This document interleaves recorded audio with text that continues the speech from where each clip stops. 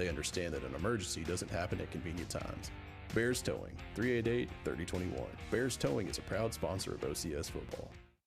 Hi, I'm Dustin Balance with Lwig Marine. We have 2 locations to serve you, one on Darbone Lake in Farmerville and one right here on 165 North in Monroe. Come by and check us out. We have the best brands on the market: Phoenix Bass boats, Weldcraft aluminum boats, and your gator tail duck boat needs. Give us a call today at 318-545-5595 or check us out on the web at www.ludwig-marine.com. Mitch Ludwig and the Lwig Marine crew would like to say, go Eagles.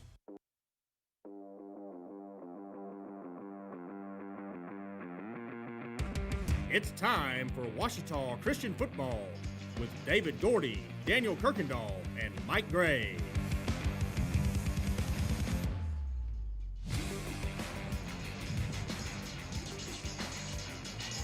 Well, good evening, ladies and gentlemen, and welcome inside the Farm Bureau broadcast booth, brought to you by Agent Chris Thomas. Mickey Roussel Field here in Reserve, Louisiana, for another edition of Ouachita Christian Eagle football. I'd like to thank you for tuning in here on the Ouachita Christian Sports Network and Power 92.7 for tonight's Louisiana High School Athletic Association Select Division IV quarterfinal playoff contest between the Riverside Rebels and your Ouachita Christian Eagles. My name's David Gordy, and it's going to be my privilege to bring you the play-by-play call tonight. Handling the color commentary, my broadcast partner, Daniel Kirkendall. Down on the sideline, our man on the field with the Marion State Bank sideline report, Mike Gray. And as usual, Donnie Haley up here bringing you all the numbers. And this production, as we like to call it, doesn't even get on the air without the talented hands and mind of Miller. So like to remind our listeners tonight that the game, as always, is being streamed live in high definition on YouTube. You just go to YouTube. You go to it from your smartphone device, your TV, your computer, however you like to get online, and find YouTube. Go to Ouachita Christian or OCS Riverside. You watch the game, listen to our call from whichever device you choose. Well, you know, Daniel, one of the other things, too, is if you just want to listen, well, you go to Power 92.7, the MixLR app. I think it's still out there as well. But in any case, lots of options and no shortage of access to Ouachita Christian Eagle football. Daniel, great night for some high school football. And for the first time, I will say this, it has gotten cold tonight, especially even down here in South Louisiana. Everybody's already eaten Thanksgiving dinner. And you and I are on the air tonight, which means one thing for sure. Later round playoff action football for the Ouachita Christian Eagles. Great night to be here in Reserve, surrounded by the sugarcane fields, and hopefully going to be a great night for the Ouachita Christian Eagles. Yeah, no question about it. I tell you, the weather's fantastic. I mean, this is about as nice as it gets for a football game, and you know, we got the whole crew here, and our camera crew. We got to ride the bus down here, and you know, it's a wonderful week. I love Thanksgiving, one of my favorite holidays, and especially when the day after we eat a bunch of food, we make a trip, you know, to watch the Eagles play. And tonight's a big game, man. I'm looking forward to this one for sure. Well, it seems like the season, you know, at least for me, just started a few weeks ago, and you know, here we are already into November and in the quarterfinal round of the playoffs. The playoff field in Division IV is down to 8 now. And when I say Division IV, Daniel, the select side of Division IV, and one thing's going to remain the same in this round as any of the other rounds in the playoffs. If the Eagles able to win tonight, well, you still got a chance at ending your season in New Orleans at the at Caesar Superdome. You lose, and you're cleaning out your lockers. Yeah, it's a lot of pressure that you deal with, and I think that's one thing that I've kind of been on all season is about the experience of this Eagles team. Not just the number of seniors, the 11 seniors, but also just the quality of players that they are and the experience that they have on the field. Many of them starting for 3 years, a couple of them starting for 4 years. And so, you know, they've made the road trips before, so this is not a strange thing. We spent a lot of time in this part of the state last year, and so not necessarily here in Reserve, Louisiana, but you know, we're down here and we're used to these road trips. These guys are, and so I think our boys are excited about tonight's game. Well, I think it's worth mentioning. I think it's worth mentioning too that you and I had an opportunity, and we do want to thank Coach Fitzu everybody that supported the bus rides down here tonight. But you and I were given an invitation, so we took Coach up on it. We made the bus ride down from Monroe, and it was.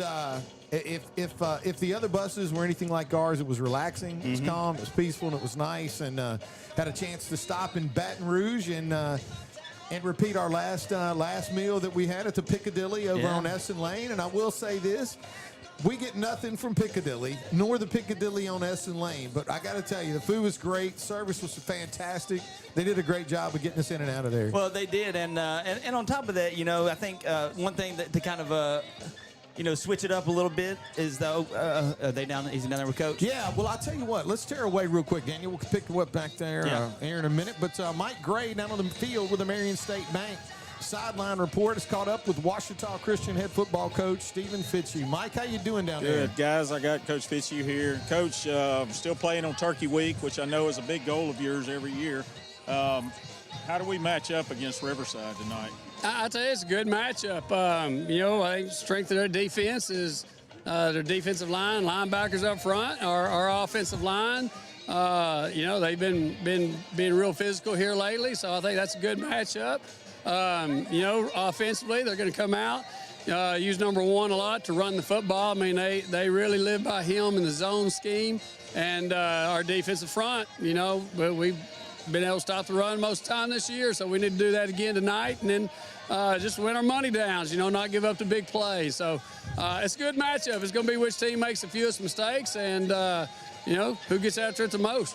Right. Did you talk to our guys about the turnover margin, trying to get? Oh, we talk about it all the time. That's it. This time of year, you can look, whoever's +2, that's who's win this game. That don't matter, it's junior high school, college, whatever. You got to win the turnover ratio this time of year. You feel like if we win tonight, we've got a good chance to keep going all the way to the Dome? It's 1 week at a time. We're playing tonight, and, again, this is the state championship game. That's what our guys got to realize is, with Dome, it's out there right now. But this is our state championship game. No guarantees. We got to come out here, play our best game tonight. Do you expect them to pass or run more? Do you have predominantly, they've been more of a running team, but they've had success, a lot of success on the short passing game, and so I feel like they'll attack us with a lot of short passes and stuff as well, and try to lull you asleep and hit the long one over the top. Right, and I hope that we don't have. I know the guys enjoyed last week with the win over Southern Lab, especially convincingly. That's far from over. Yeah, I'm just thinking about are they mentally prepared? Yeah. I mean, like I say, that game that was over with on Monday. They were ready to go for a new challenge this week. Good deal. Thanks, Coach. All right, thanks, Mike. Well, there you go. All right, Mike. Well, look, before we take a break, I do want to talk with you. I know you've had a chance to kind of walk the field over and look at things, and as far as the weather's concerned, we had a chance to be down there earlier today. But when we were down there, the field looked like, Mike, for the most part, maybe a couple of areas, a couple of spots, for the most part, a pretty good surface to play on, and I don't think you could ask for better weather to play football in than what we're in right now. Well, it's great weather for football, not so great weather for the sideline guy who's kind of cold already, early in the night. So I don't know. I didn't bring any hand warmers or foot warmers, so I'm going to be struggling a little bit, Dave, later on. I might need some gumbo or something from the tailgate area over there. Well, Mike, let me tell you this. There is gumbo and there's pastelaya that's available. And I will tell you this. I'm not even sure why we try to try and duplicate that. I had some earlier. It was absolutely fantastic. And I'll tell you too, Mike, and all of our listeners, viewers tonight, the folks here at Riverside Academy could not have been nicer, could not have been more hospitable. They have bent over backwards to make us feel welcome here, and we want to say thanks to them. And Mike, you got to stay warm, man. I'm going to. Look, as long as we have one more point at the end of the night than they do, I'll stay warm, especially on the bus ride home. But I think that, looking at the brackets, looking at the other teams that are still in the playoffs, I really feel like this is a key game for us. I loved how you threw the hook out there for Coach Fitzu. Coach, you think if we win, we're going to make it? He's been around for a minute. I feel like I really feel like Riverside's a really good team, and I feel like at least on this side of the bracket, the two better teams. That don't mean we're going to beat whoever, could have a good night. But just looking at what the film I've seen and some of the things that I've looked at, I think that whoever wins this game will be in the driver's seat going, on to the Dome, I hope. We'll see. Anyway, we got to win this one tonight. Mike, That's right. Thanks so much. Mike Gray with the Marion State Bank Sideline Report. Daniel? Yep. Time for a little history lesson here. Okay. Ouachita Christian leads the series between these two football teams. Ouachita Christian's got 2 wins against 1 loss. All the meetings between these two teams obviously have taken place in the playoffs. The first meeting in 2000 was in the New Orleans Superdome, and the Eagles able to win that football game and a state championship. The next one in 2004, again, the Eagles able to put together enough points to get past the Rebels. The last meeting was in 2016. And, and the Eagles took it on the chin that night in Monroe. So when you look at the history and the series between these football teams, we kind of got a little lopsided in the Superdome against them. They got a little lopsided against us up in Monroe. So when you look at these two teams and you look at the film, and you and I've actually, I can tell you, I did my homework this week. We watched it on the way down on the bus. We did. By the way, this bus had monitors in the back that were huge. You could just sit there and watch all the film we wanted to. I can tell you this. I think the Eagles. I hope the Eagles are going to win tonight. But I will tell you this, what I expect is a heck of a football game. Well, you mentioned the history, and yes, that is the history. We last played Riverside in 2016 in that loss.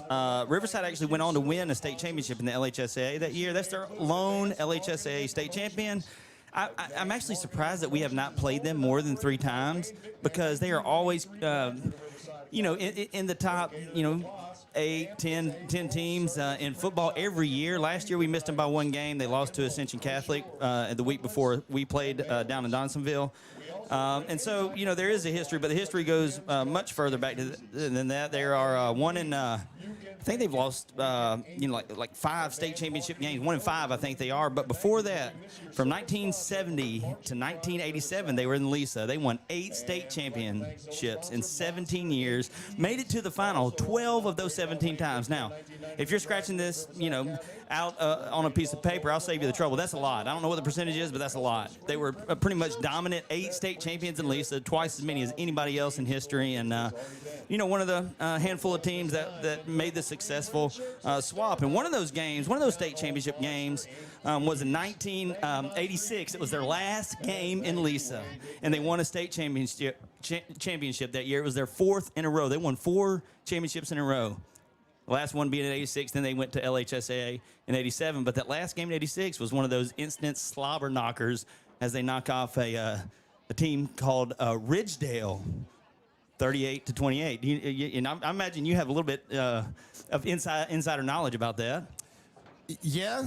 I was actually that season I was a Ridgedale Raider, and we did take on the Riverside Rebels. And I do remember a player by the name of Renee Loving, who was actually one of the more talented running backs. I think he was a senior that year. He had a really good night. We had a good football team over at Ridgedale, but Riverside was too much for us that night, and they did. And as you say, I mean, they were one of those teams that they had size, they had speed, they had good coaching, they had good fundamentals, and we fell victim. But hey, like you said, we weren't the only people to fall victim to Riverside back in those days. And Daniel, when you talk about Lisa, I mean, there were several programs in Lisa. I mean, Parkview Baptist comes to mind that made that transition, and I think you even talked about maybe some others. But Cedar Creek, Calvary, Glenbrook, a lot of those Shreveport teams did that. But in any case, I mean, I think Riverside is a school this isn't a big stage for them. This is some place that they're comfortable in this space, and they're used to playing football at the end of November. Absolutely. This is a rock and a hard plays game, because very similar history, just not in the LHSAA to OCS, with the number of appearances and championships and things like that. So this is these are 2 superpowers within the Division IV Select. Riverside Academy is located in Reserve, Louisiana. The Eagles, well, I say the Eagles, we made right at about a 4.5 hour drive south to get to Roussel Field tonight. We are located right in the middle of town and surrounded for the most part by sugarcane. And having said all of that, I don't really see travel playing too much of a role in this game tonight. Daniel, most of this Eagle football team is used to making road trips to South Louisiana in the playoffs. I mean, we did quite a bit of it last year. So, yeah, today was a pretty long road trip. But I think the Eagles are going to be ready to go tonight, and I don't think that road trip is going to have anything to do with it. Oh man, I like the climate of the team, being around them all day today, and since this morning, 9 o'clock this morning, and they're putting off a good vibe. I think they came ready to play, and I think we're going to see an awesome football game tonight. Well, the Eagles enter tonight's contest as the number 7 seed in the Select Division IV bracket. Eagles are 10-1 coming into tonight's contest. The Rebels come in tonight as the number 2 seed at 9-1. And I can tell you what that number 7 seed and the number 2 seed mean as we get ready to kick off this football game. It means nothing. Yep. Because you can throw the power ratings out for this one. These are 2 good football teams that are going to be playing in the quarterfinals tonight. Yeah. I'm excited about it. We'll see. They have some outstanding players, playmakers. We'll talk about this a little bit more in a minute, but I think you're going to see some fireworks tonight between both of these teams. The head coach for the Ouachita Christian Eagles is in his 28th season. Coach Stephen Fitzu. Stephen with Coach Fitzu with a career record of 274 wins against 83 losses. The head coach for the Rebels in his 4th year is Lee Roussel. Coach Roussel with an overall career record of 38 wins against only 8 losses with Riverside. All right, Daniel, here comes that moment that we always kind of talk about as we get a few fireworks here in reserve. Well done. And I can tell you right now, I don't think it's going to be the only fireworks we see tonight between these 2 football teams. All right, so let's say the Eagles aren't able to win tonight, Daniel. Let's say that we just can't seem to get over the hump. Well, of course, we know and they know what we're going to be doing next week, right? But if the Eagles are somehow able to pull off a win tonight, able to get this thing done the way we would like to, where and who could you see the Eagles be looking at next week? Yeah, so, there are, with the teams that remain, we'll be waiting on the winner of the Hamilton Christian game, and it just slipped my mind for some reason. I'm trying to pull it up and look at it, but, who we would play, we would be traveling either way, so that we got Hamilton Christian, Ascension Episcopal. So we'll play the winner of that game, and we will be on the road. If we got to win tonight, but we'll be on the road next week.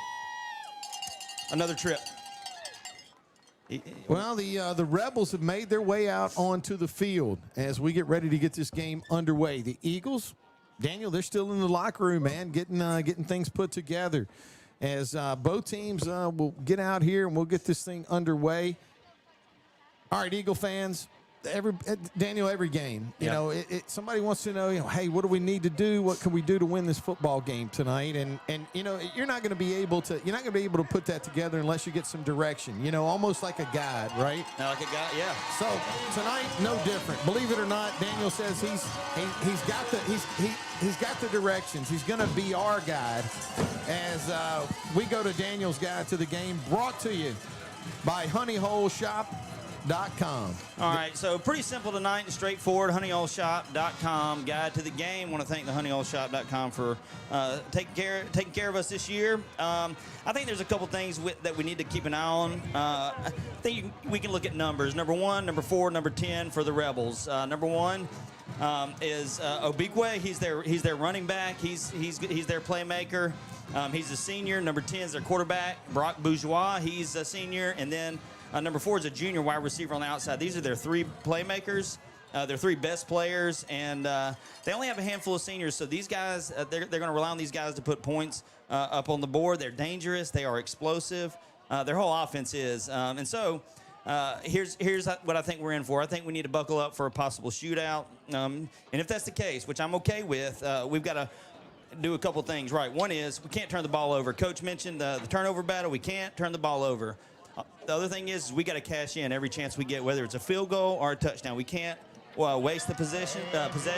And then with our offense, I mean, we run a spread offense, but it's really based on the running game. And so tonight, I think we need to find that rhythm, that running rhythm. That way we can bust some big plays on the ground. I think Jude Turner's in for a huge night tonight. You know, and that's what, to me, that's the game plan. When the fourth quarter gets here, we have the lead. We put the Sandman in, let Jude Turner run the clock out. That's what I'm hoping we see. And then, you know, I think we just have to be better tacklers than them. There is something interesting. Brock Bourgeois, the quarterback for Riverside, was not sacked a single time on any film that we have. And I think we have 7 games. I'll go ahead and say it for the kids, 6, 7 games out there. So no sacks on there.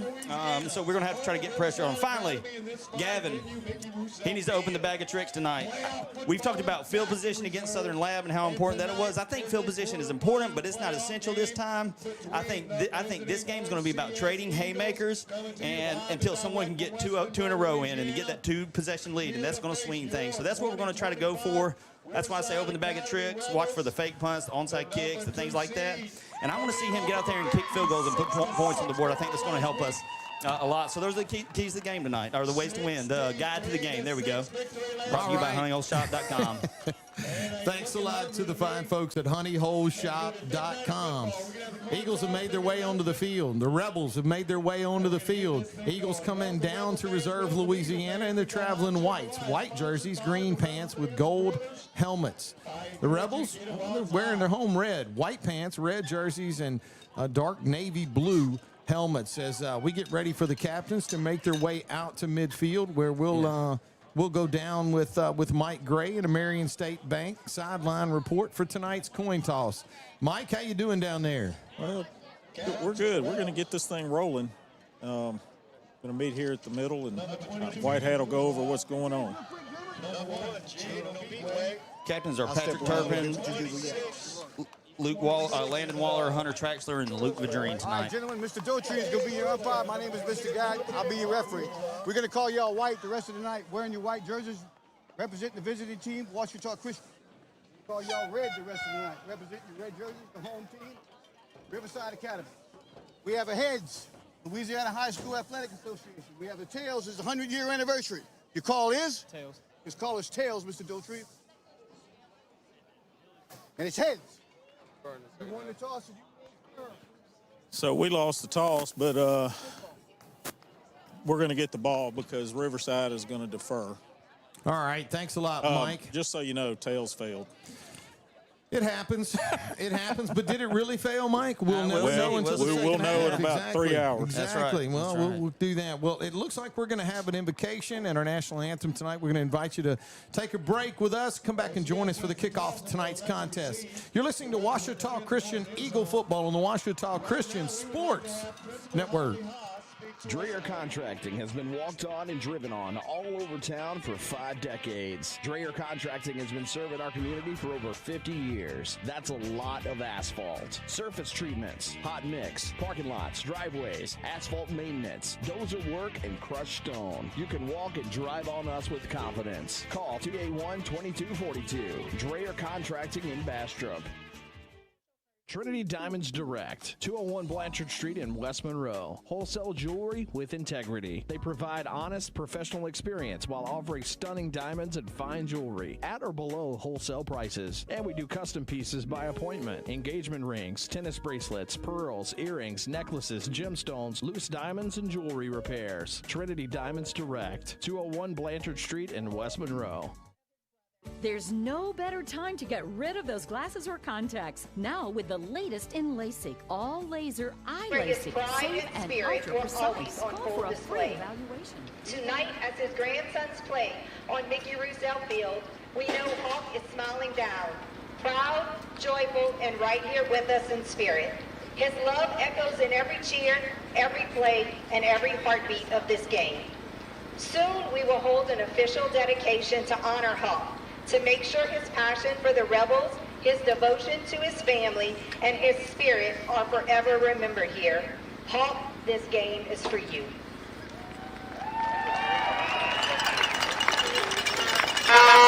Stand for a moment of silence, the invocation and national anthem. Let us pause for a moment of silence to honor Deputy Shaquille Guerin of the St. John the Baptist Sheriff's Office. We remember his dedication, his service to his community, and the commitment he showed each day in protecting others. May his courage never be forgotten, and may those who knew and loved him find comfort and strength in the legacy he leaves behind. Please join in a moment of silence.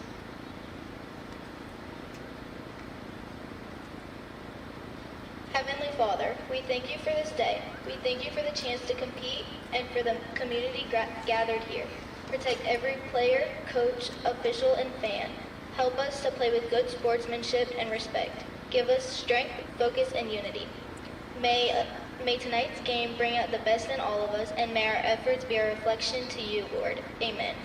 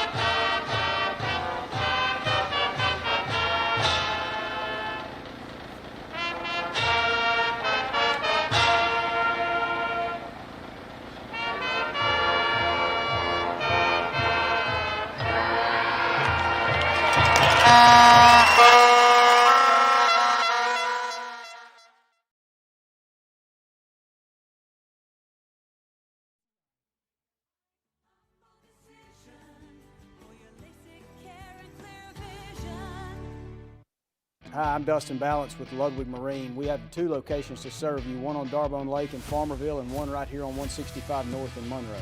Come by and check us out. We have the best brands on the market: Phoenix bass boats, Weldcraft aluminum boats, and your gator tail duck boat needs. Give us a call today at 318-545-5595 or check us out on the web at www.ludwig-marine.com. Mitch Lwig and the Lwig Marine crew would like to say, go Eagles.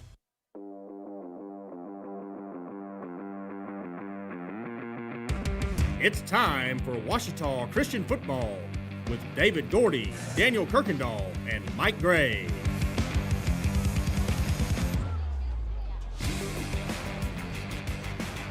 Welcome back inside the Farm Bureau Insurance broadcast booth, brought to you by Agent Chris Thomas. Roussel Field, Riverside Academy in Reserve, Louisiana. Looks like number 21, Will Roush, will handle the kicking chores for Riverside. Daniel, for those that are just kind of tuning in and seeing, you got to be careful when they're coming out of that huddle. They do a lot of quick kicks, onside kicks, but it looks like this is going to be a little more conventional as Roush will approach this one from his 2-yard line. Deep for the Eagles is going to be Jude Turner, and Jude looks like he's going to have an opportunity. Fields it around the 15, comes out across the 20. Now he's across the 25, across the 30, where he's going to be hit and dropped right there as we get ready to get this football game going. Pretty nice return that time by Jude. Daniel, he brought that one out to around the 30, a gain of 21 yards on the return. A pretty good field position for the Eagles as they get ready to start their first drive of the night. Yeah, Jude just catches the ball, and I don't even think he gets off the center line, just gets as much as he can. Tries, he hopes something's going to open up, but, good field position, good return, good coverage all the way around. Lwig in the shotgun, joined by 2 running backs. Going to be Turner. Deep with him. And Jude's going to get the first call of the night and delivers a blow right up the middle of the field. Pretty good defense that time by the Rebels, Daniel, but an aggressive run, and Jude's going to pick up 3 yards on the play. Yeah, just to give right up the middle. Again, Jude doesn't change his path. Same path he was on with the kickoff return. Picks up those 2 yards. But like you said, good defense by the Rebels on the first play of the game. 2 yards on the left side, taken down by number 26, Jay Trosclair, that is. Vadrine in the shotgun. 2nd down and 7 for the Eagles. Opening drive of the night.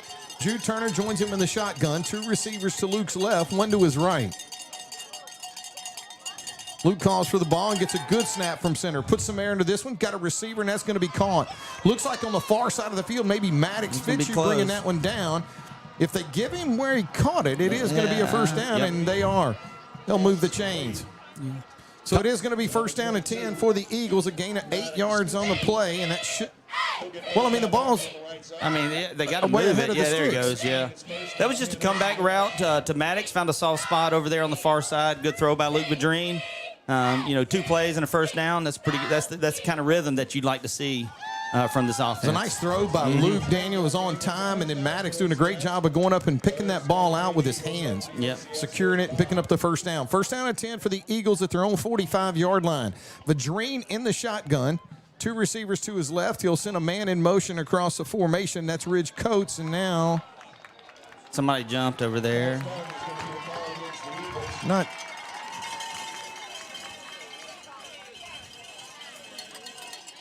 Oh. Well, yeah, somebody on the right side just kind of leaned back a little too early. I would assume by that, you were watching the replay. I watched the replay, yep. All right, so hey, you know what? We got a crew from Lafayette that's calling the game, and so far you're going to say they're 1 for 1. They're 1 for 1, yeah. It was a little bit early, just kind of started to look like we were passing, I'll say that. All right, 1st down and 15 for the Eagles now following the 5-yard penalty. Back at their 40-yard line. Sends that same man in motion. That's Coates. Luke calls for the ball, gets a good snap, play action, throws this one. Oh, my goodness. My goodness. I don't think he could have put that on the defender anymore. No, it hit him in the face mask. RPO, man, that was I don't know what you call that, a scheduled RPO, but he just fakes it and throws almost without looking. And number, was that 24? Was standing right there, and the ball literally hit him in the face mask and bounced out. So Eagles OCS unbelievably fortunate at that time. Cole Jacob couldn't find a handle on it, but it is going to bring up 2nd down, not 10, 15 for the illegal procedure call. Vadrine now in the shotgun with a wake-up call. 2 receivers to his left, 1 to his right. Jude Turner joins him in the shotgun. Luke gets the ball, looks to throw. He's got time. Now he sets his feet, puts this one under the air. Fitzu's got it. Got the 20 down to the 10. No way, you're going to catch. Touchdown. He's in. Let's go. Oh, wow. Unbelievable. With a great catch and a fantastic throw from the senior quarterback, Luke Vadrine. The touchdown is going to cover 60 yards, and the Eagles are going to take an early lead over Riverside now, 6-0. Man, I got to tell you, without Maddox has been quiet for a couple weeks, so you come out here the first drive, you get him with the first pass, then hit him on that post. He gets off the line clean and just outruns everybody. Well, I wanted to give him a lot of credit for not making it, but then they got him right there at about the 2-yard line, but he still got it in as the Eagles come on. Gavin Polk on to attempt the Jim Taylor Buick GMC extra point. Ooh, whoa. I think that one's very good. Gavin puts his leg into that. Hey, you know what you want to do? You want to come out? You want to set the tone? That's it right there. Hey, you give us the ball first. Okay, we'll take it. Hey, and I will do this too. Let's go ahead and let's give Luke a little credit, because I'm telling you, you go from hitting a guy in the face mask with it, and then having to step up and make a deep throw and have confidence in yourself and confidence in your receiver. And he stepped into it. He stepped right into it. Yep, he did. And also, it looked like at first Luke thought he was going to be pressured, but his offensive line held, and so the offensive line, a little bit of credit there too. A lot of credit. That offensive line has gotten better every week. A great job so far on the opening drive as the Eagles take a 7-0 lead over Riverside. That touchdown brought to you by Trinity Diamonds Direct. For all your diamond needs, visit their store located on Blanchard Street in West Monroe. Gavin Polk will tee this one up at the 40-yard line. Daniel, I will say this: Gavin can really frustrate you on from a special team standpoint by not allowing you to get your return game going. Doing a good job kicking the ball during pregame, and we'll see what he does with this one. It's going to be well struck, but Daniel, I think this one's going to be returnable. It's going to be fielded right at the goal line. And the Rebels are going to bring this one out. Yeah, that's going to be pushed back, though. There's a flag way back here. So it looks like maybe a holding call holding, on the Rebels. Yep. It's going to cost them some field position. A nice job of kicking the football that time by Gavin. Daniel, it looked like he backed him up right to the goal line, but able to bring it out. Yeah, it looks like he got out. Where's he? Around the, I mean, he didn't get past the 20 very far at all. They've got that marked right at the 21, it looks like. And so now they're going to, oh, man, great field position for the Eagles defense here. Well, the Eagles set the tone. Yeah. Now it's up to the Rebels to answer. And, Daniel, from what we've seen from this offense at Riverside, they have all the weapons needed to do just that. Yeah, that was number 12 on the return. Number 12, you'll see him a good bit tonight. His name's Caleb Williams, not the quarterback in the NFL, but the return specialist for the Rebels. Brock Bourgeois sets up in the shotgun. They do this shift a lot where they'll flip everything. And Jaden Obikwe is going to get the handle, and the Eagles are going to have to learn the tone and tenor. They haven't seen somebody run the football like him, and so far it comes right out of the gate. Daniel, you see the burst, and it looks like he's going to have enough for a first down as he picks up 10 yards on the carry, and that is enough for a first down for the Rebels. This Eagle defense is going to be challenged. They are tonight with Obikwe. Riverside will throw the ball. A lot of times it depends on down and distance, or they may just try to do like OCS does and surprise you, but they're going to lean on number 1, Jaden Obikwe.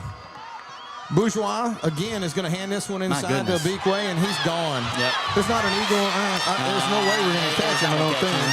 Well, they are. Good effort right there by Bouillon.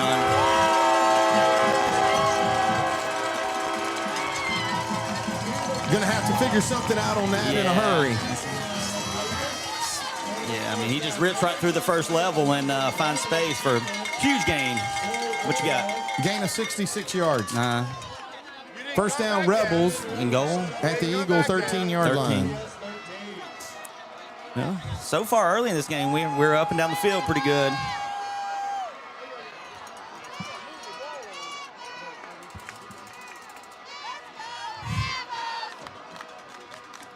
First down and 10 for the Rebels at the Eagle 13-yard line. Look, they got their defensive tackle in at wingback. And Obikwe is in the shotgun. That was a good job. He's going to lose yardage on that one. Donnie will tell us how much. He lost a yard. So it's going to back him up to the 14. Eagle defense does a good job that time stringing it out. Obikwe lined up in the and I guess what you would, I hate to even use the term, but it was a wildcat type formation with him as the quarterback. Yeah. Looks like he may be remaining in that position. And, I will say this. I know the Eagle defense has probably had a chance to see it on film as you and I have. He's fully capable down inside the red zone of throwing the football out of this wildcat. Well, they got number 4, Boogie Johnson, at quarterback, and he's one of their playmakers, and he's going to get smashed. Johnson's going to get smashed. Oh, he does. Smashed is a perfect term. There are a lot of guys wearing white jerseys with bad intentions. Eagles are saying they're saying he was down. I didn't see the ball come out, but I don't know just how it well, look, it looks like Donnie's going to say he may have lost 2 yards on the play, and that's going to bring up third down now. Picked up one. Picked up one. So third down and 10. Yep. Huge play here. Big play. Riverside has got a kicker, but I don't know that he was as formidable a weapon. All right. And they do go back with Bourgeois at quarterback.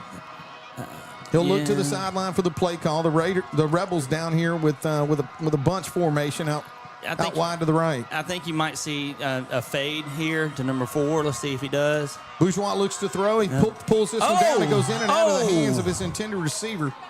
That was a good throw. He had number 5, Caden Francois, right there at the goal line, but it looks like the Rebels are going to try a field goal here. Will Roche, the kicker. Will Roche. And he, we've seen him on film. He has made some field goals, but watching the pregame, Daniel. Well, no, actually, this looks like it's going to be number 10. No, it's going to be 13 to hold. That's Brady Bourgeois. And 21 is actually going to handle the kicking. Yes, 30-yarder straight. So 30-yarder. So Ross will line this one up. Good snap from center. And it looks like he got it. Yep. And he did. Yep. Rouse puts the Rebels on the board, 7-3. Daniel, the Eagles do a good job that time in the red zone of slowing down that Rebel offense, but I will say this. They never gave it back to Obique. I don't know what that was about. I mean, they get down there and then they go to the Wildcat and nothing happens. And hey, but I will say this: they did cash in and get the 3. So in a way, it's kind of a stalemate drive. Eagles did good. Riverside did good to get the 3. How do you have a guy pick up 60 and 10 he's and never go back to him? He's only averaging about 38 yards a carry right now. So wow. But we'll take it, and we'll be glad to have it. Yeah. All right, so Roush will tee this one up at the 40-yard line and give the Eagle offense another opportunity. Last possession ended up with a touchdown pass to Maddox Fitzu. Yeah. Jude Turner's going to stand around the 10. They may try in a minute. Throughout the game, they'll try this kind of thing where they kind of break from the huddle and all go in different directions. It's there's a lot they do out of this. All right, Rouse will get his leg into this one. Now, this one looks like it may be hitting. It is to Jude Turner. Turner fields it around the 10. He's across the 20. Now he's across the 30 where he's going to be brought down. But pretty good starting field position for the Eagle offense. It looks like they'll put him down around the 31-yard line. And that's where the Eagles will take over to start their second possession of the night. Yeah, similar field position to their first drive. And, Jude ran the ball a couple times, a couple complete passes, a near interception, and then the bomb to Fitzu for the 6. And Eagles want to keep going with this offense. Gain of 20 yards on the return. First down and 10 for Ouachita Christian at their own 30-yard line. Luke Vadrine in the shotgun. 2 receivers to his left, 1 to his right. Turns, hands this one to Jude. Jude's patiently trying to find a seam, but this time he's going to get brought down behind the line of scrimmage. Going to be a big loss that time. Yeah. I think he tried to do a little too much with that when Daniel wasn't there, and we tried to figure out a way, but it's going to be a loss of 5 yards on the play. It's going to bring up second down at 15. They'll put the ball at the Eagle 15-yard or 25-yard line. Yeah, that's one of those zone runs where Jude is just trying to find a little bit of daylight, and then he's going to put his foot in the ground and get downhill. Well, that daylight never came, so he's just trying to find some way out. Justin Hall, the defensive end, 6'3", 200. He's listed, a junior. Makes a nice play, number 11, on the outside there, getting in the backfield. Their defensive line, Coach Fitzu talked about it all week. That's the kind of their strength of their team. A good-looking defensive line, tell the tape. We got a pretty good conversation going on down here in front of the press box between the head coach of Riverside and the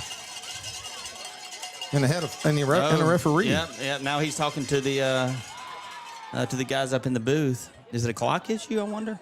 I don't know if it's maybe a noise-making issue. Oh, the air horns, yeah. Yeah. That's actually, I know that is in the rule book. It's not enforced. I guess when they get in the playoffs, they start enforcing it a little bit. I think that's exactly what's going to happen is we're not hearing the horns now.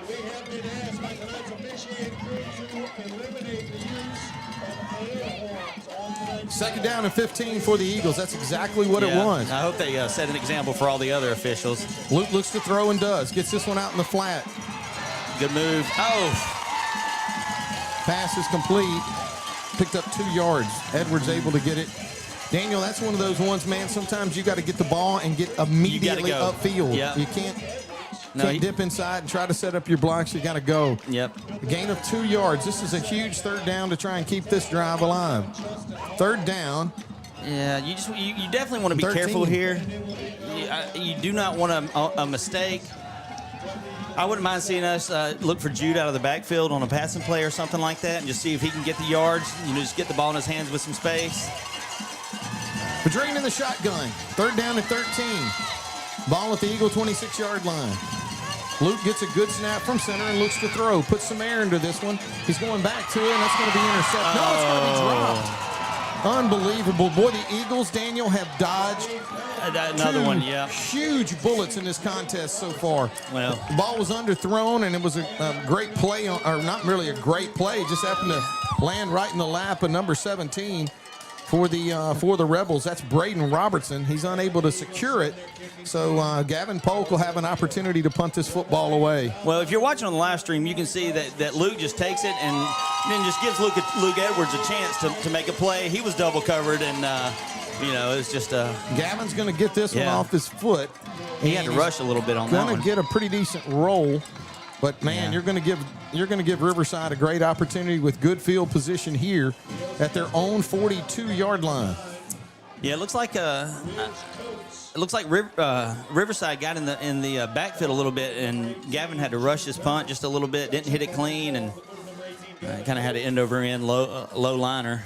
But Eagles unable to pick up a first down that time as they turn the ball right back over to the Rebels. Hey, but we're about to get a Donnie, who sees everything that nobody else does, realizes that there was a holding call. So the Eagles are actually are benefactors of that again. Well, we've been the benefactors of two special teams plays that have ended with holding calls, so the Eagles will take it.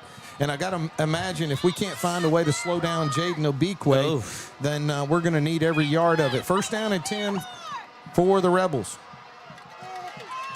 Following the penalty, the ball's back at their 32-yard line. They keep this one on the ground with Obikwe, and there he comes. And there he goes. Haven't found an answer for him yet. No, they're opening a hole. Yeah, I think it's part of the offensive line because he's finding space and he gets in the hole and then is able to pick and choose his path to get out of there, and that's what he's done a couple times. Open field, I would say he's a handful, but that doesn't really fit because it's actually an empty handful a lot of times when we try to tackle him in open field. Tristan Raymond does bring him down though eventually. Not sure what the officials are having a conversation with Coach Fitzu about. It could be cowbells. Could be something. So, artificial air horns. Yeah.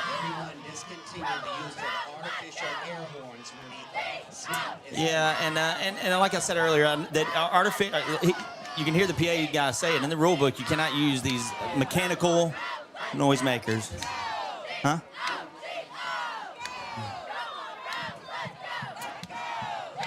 So I think you said Obikwe was averaging 32 yards a carry. Daniel, he killed his average with that one. He's down. That's a 26-yard gain.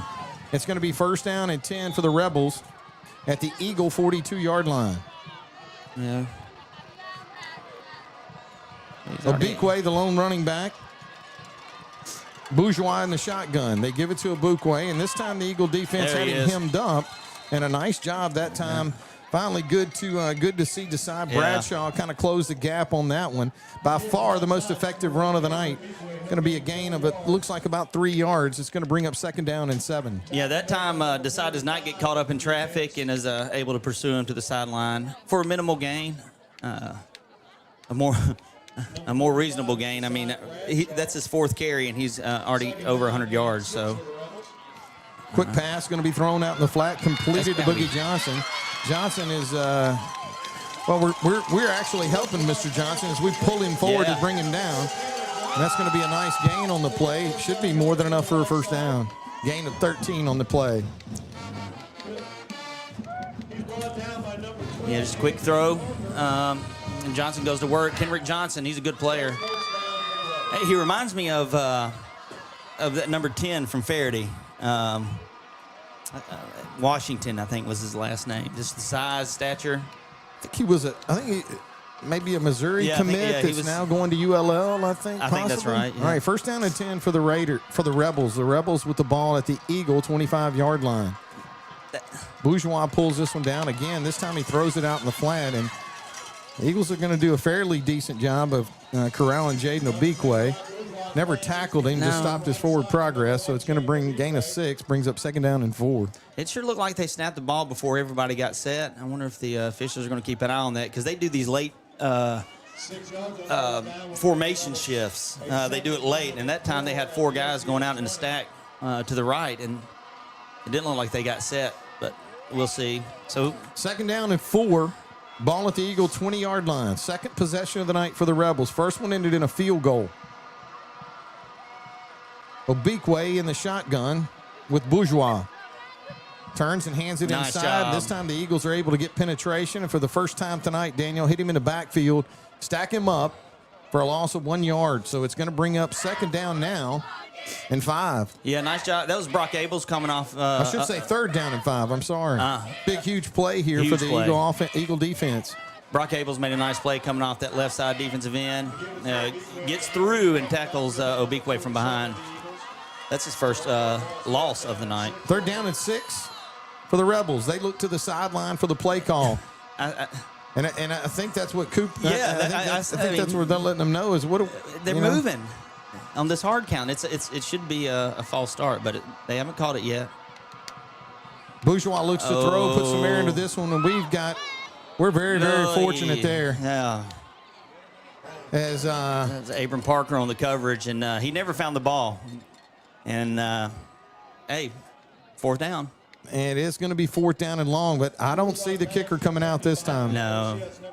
I think they looked, and Daniel, you got it. I'm thinking that you're probably going to put this in the hands of Mr. Obikwe. Either that, or you're gonna put number 4. You're gonna get him to come to this side, isolate him, and let him take a shot on this side. 4th down and 6. And they do look to throw, and that's going to be out in the flat. It's going to be complete to number 4, as you mentioned. Oh, ball's they didn't out. Bring Ball's him out. Well, we don't have an official ruling now. We're waiting. There it is. Let's go. The Eagles come. The Eagles come up with a turnover. How big is that? Unbelievable. How big is that? It's huge. They were going to be down at the 15-yard line. Well, I got to tell you, too, as the Rebels come off the sideline, a lot of frustration. And I got to say, I can't say that I blame them. They've been able to move the ball between the 10s effortlessly. And they get down here at the end, and now they've got a turnover. Now, this is when this Eagle offense is going to have to do something other than 3 and out. Yeah, we got to get the legs going, turn those legs, and let's pick up a couple first downs here at least. Vadrine in the shotgun. Jude Turner joins him in the gun. 2 receivers to Luke's left, 1 to his right. Calls for the football and gives it to Jude. Oh. Jude puts his head down and gets hit 5 yards in the backfield. By 3 people. I don't even know. It was like nobody was there. That was, yeah, something was wrong there. Either that or they stunted right up the middle because there was a lot of people. I mean, Jude got the ball and just stopped because there was nowhere to go. Loss of 2 yards on the play brings up 2nd down and 12. Eagle offense going to have to figure out a way to move the football. Vadrine in the shotgun. 2 receivers left, 1 right. Lone running back is Turner. Good snap from center. Luke looks to throw. Now he's got pressure. He gets away from the pressure. Now he finds some running room, stays on his feet. Looks like a face mask, but we're not going to get there. It is. It comes late. And another break for the Eagles. We would have had 3rd and probably about 5. And let's give credit to the folks from Lafayette as we do get the face mask call. A nice call by the officials on top of it, and they'll move the chains and the football. As Daniel, you've talked about, it's not an automatic first down. It's not. So we needed more. We needed more than we needed maybe 12, 13 yards on it? No. Well, Luke got it would have been 3rd and 5 where he got tackled. So we end up picking the additional. It's a spot foul. So we got to have the time to make some of these throws, and we got to be able to run the football. Yeah. 1st down and 10 for the Eagles at their own 30-yard line. 3rd possession of the night. First one was a touchdown. 2nd was 3 and out. Eagles already making more progress on this drive. Vadrine in the gun. 2 receivers to his left, 1 to his right. Sends Turpin in motion. Play action. Sets his feet. Lets this one go. And that's going to be tough. Actually, pretty good coverage that time by the Rebels. Daniel, it looked like maybe, sometimes you're going to see guys get kind of tangled up, and that, unfortunately for the Eagles, that's exactly what happened there with Jude, and it's going to bring up 2nd down and 10. But, boy, I got to tell you, how much do you love to see Jude Turner getting involved in the passing game? I was going to say, I like that play call, and if he gets by the guy who he got his feet tangled up with, that's a completed pass and a 50-plus yard gain. Very difficult to deal with in the open field, but it is going to bring up 2nd down and 10 for the Eagles. Still trying to find their rhythm offensively. This is a different defensive formation than we've seen the rest of the year, and I'll talk about that in just a minute. Vadrine in the shotgun calls for the ball. Gives this one inside to Jude. And we called a timeout. Our delay a game. It's going to be a delay of game against the Eagles. I don't see how that happened. Huh. Well, Jude had something to work with there, too. Yeah, that's a huge penalty. Mm-hmm. Yeah, so this defense that Riverside is in, it's a nickel. It's almost like a 4-2-5. So they've got 5 defensive back. Of course, the 2 safeties will come up and help run support, play linebacker position. but they only have 2 linebackers out there, and so there's a lot of versatility in the middle of this defense. Also, you know, they're doing a good job so far covering. Only thing is Maddox got behind him that one time. So 2nd down and 15 for the Eagles. Ball at their own 25-yard line. Again, Jude's going to lose the football. That was Eli Gray. Okay, Gray's going to lose it. Now, they are going to call him down up ahead of the play. It looked like he lost his footing there. But it is going to be a loss on the run. I mean, the Eagles will maintain possession, but it's not going to be a fumble. They'll rule him down, but where they ruled him down is going to be a loss of 2 yards. They'll back this one up to the 23. And now the Eagles are going to be looking at 3rd and a mile. Yeah, 3rd and looks like about 17. Again, you know, we've seen they've gotten their hands on 2 of Lwig Vadreen's passes. So you're going to have to put something on this one if we do it. Yep. 3rd down and 17 for the Eagles. Lwig Vadreen is in the shotgun. 3 receivers to his right, 1 to his left. Luke calls for the ball and is going to roll. Now he's got some time. Oh, he's got it. Now he's going to have to set his feet, and he does. He's going to throw this one over the top. It looked like we may have had somebody behind the play, but it is going to bring up 4th down, and the Eagles will have to punt this football. Well, I tell you, Daniel, that Eagle defense has been doing a lot to keep these Rebels at bay. Can't afford to not put points on the board. Polk will stand around the 10-yard line to punt this football. Rebels look like they send Boogie Johnson deep. Oh, man. Gavin gets this one off the side of his foot, but he's going to get a decent roll. Looks like it'll come to rest, actually, on the far side of the field, right around the 45-yard line of Riverside. Yeah, that's great starting field position for the Rebels. It is. 2 punts by Gavin tonight. Neither one of them are his best, I will say that. He just, I don't know, like you said, off the foot, off the side of the foot or off of his ankle, a little high on his foot. I don't know, but doesn't get the rotation, doesn't get the height or hang time that he was looking for there. 24 seconds left to play in the first quarter.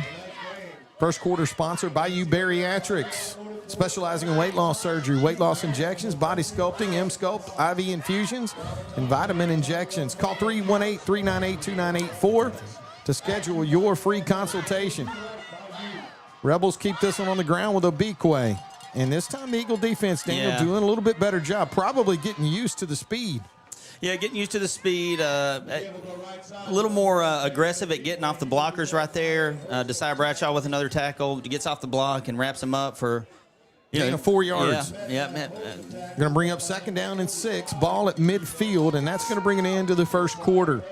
Again, want to thank our first quarter sponsor, Bayou Bariatrics, specializing in weight loss surgery, weight loss injections, body sculpting, M-Sculpt, IV infusions, vitamin injections. Call 318-398-2984 to schedule your free consultation. Also want to thank Forsyth Avenue Church of Christ, where you can find connection to family, faith, recovery, and ministry. Come visit Forsyth, 10 a.m. Sunday mornings at 2101 Forsyth Avenue. Preacher John Dobbs, usually listening in, so want to wish him and his family a happy Thanksgiving week, and thanks for the support. Also, look forward to seeing him at church on Sunday. Hearing a little bit of the word, Well, I will tell you this, speaking from experience firsthand. Yeah. It's a good preacher. Good preacher. Yeah. More importantly, loves the Lord. Loves the Lord. And loves the OCS live stream. He does. He tunes in all the time and makes sure It's to the correct only us football on any he mistake likes. that we possibly Yes, that's make. right. That's right. Well, I can tell you right now, we need some help. Yeah. 2nd down and 6 for the Riverside Rebels at midfield. Bourgeois looks to throw and does. Goodness. He puts a lot of air into this one, and we're going to have pass We'll take interference. it. We'll take it. Yeah, no kidding. Holy smokes. That was going to be a big problem. Oh, well. Still going to be a big problem. It'll be a first down. You don't get points for a first downs, thank goodness. But But Daniel, I mean, I'm just telling you that right there. I mean, if he doesn't do that, we got a real problem. And furthermore, everybody that's wearing a red shirt here saw that, and they're going to keep looking and trying to find that kid down the middle, number 4. He's got some wheels, no doubt about it. That's how, I mean, if your nickname's Boogie, you got to be really fast or really big, I would think. I don't know. 1st down and 10 for the Rebels. Ball at the Eagle 35-yard line. Oh, come on. And there's Obikwe. And he'll get across the 30, about 33-yard line. And what you would like to say is pretty minimal damage on the carry that time, as it's going to bring up, well, a gain of 7. I say minimal, but when you slow him down for a 7-yard gain, at least tonight anyway, it's no small accomplishment. 2nd down and 3 for Riverside at the Eagle 27-yard line. Ouachita Christian 7, Riverside 3. 11 minutes and 20 seconds left to play here in the second quarter. Bourgeois sends a man in motion, and now we got 2 men in motion. Yeah. And he's frustrated with his center for not snapping the ball, but it would have been the same thing. It's almost irrelevant. You still had 2 men in motion. I think the officials are really going to have to keep an eye on that, because I think they get as close to that kind of rule of getting set. They get really close to it every time. That time I think they just all got fidgety, and like you said, the ball was never snapped. 5-yard penalty on the play. It's going to bring up 2nd down and 7. Bourgeois in the shotgun. Obikwe joins him in the gun. Turns, hands this one inside to Obikwe. Now he's got blockers. They sealed off the edge, and Obikwe able to take it across the 25 down to around the 20-yard line. It's going to be a nice gain on the play, Daniel, but I'm not sure he had enough for the first down. The referee just said he did. He did. He's at where's he at, the 22 or something? Yeah, the referee called the first down from over 10 yards behind the ball at an angle. All right, so 1st down and 10 for the Rebels. Eagle defense.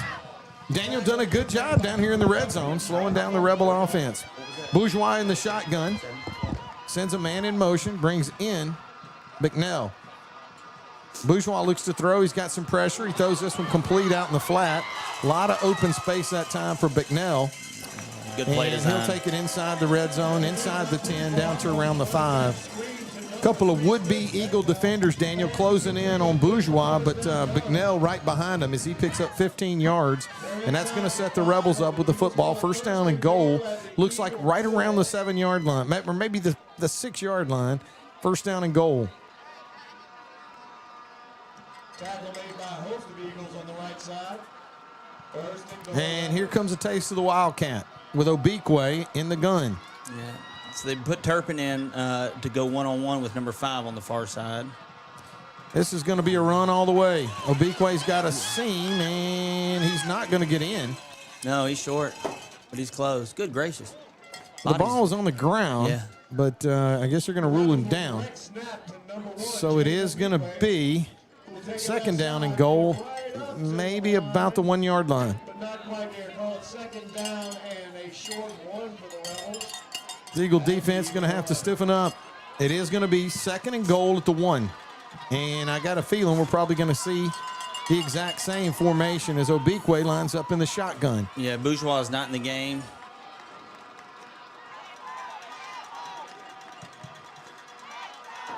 And he's going to take this one as fast as he can. He goes in for the touchdown. Got a piece of him about 2 yards deep.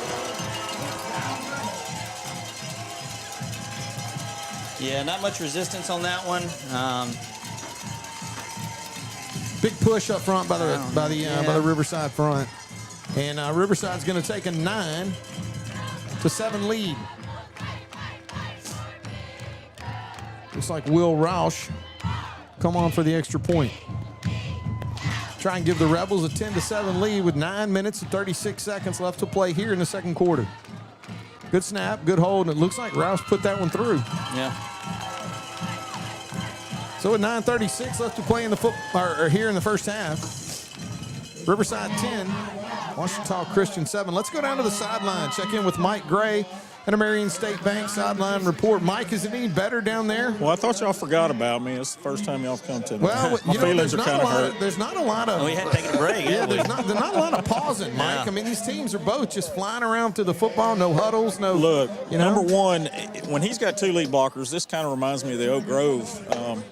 Not the same offense, but the same concept with 2 lead blockers and number 1 behind them. It's tough when you're playing a gap defense with 1 defender in each gap. So we're going to have to make some adjustments on that.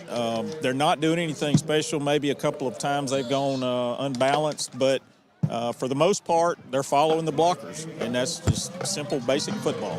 I agree, Mike. Thanks a lot. Mike Gray with the Marion State Bank Sideline Report. Roush looks to put this one into play. The Eagles going to have to get some offensive rhythm going. Now, this is going to be a short kick. It's going to be fielded by Tristan. And Tristan will bring this one across. Daniel, as he does a nice job of getting north and south as always. Tristan Raymond.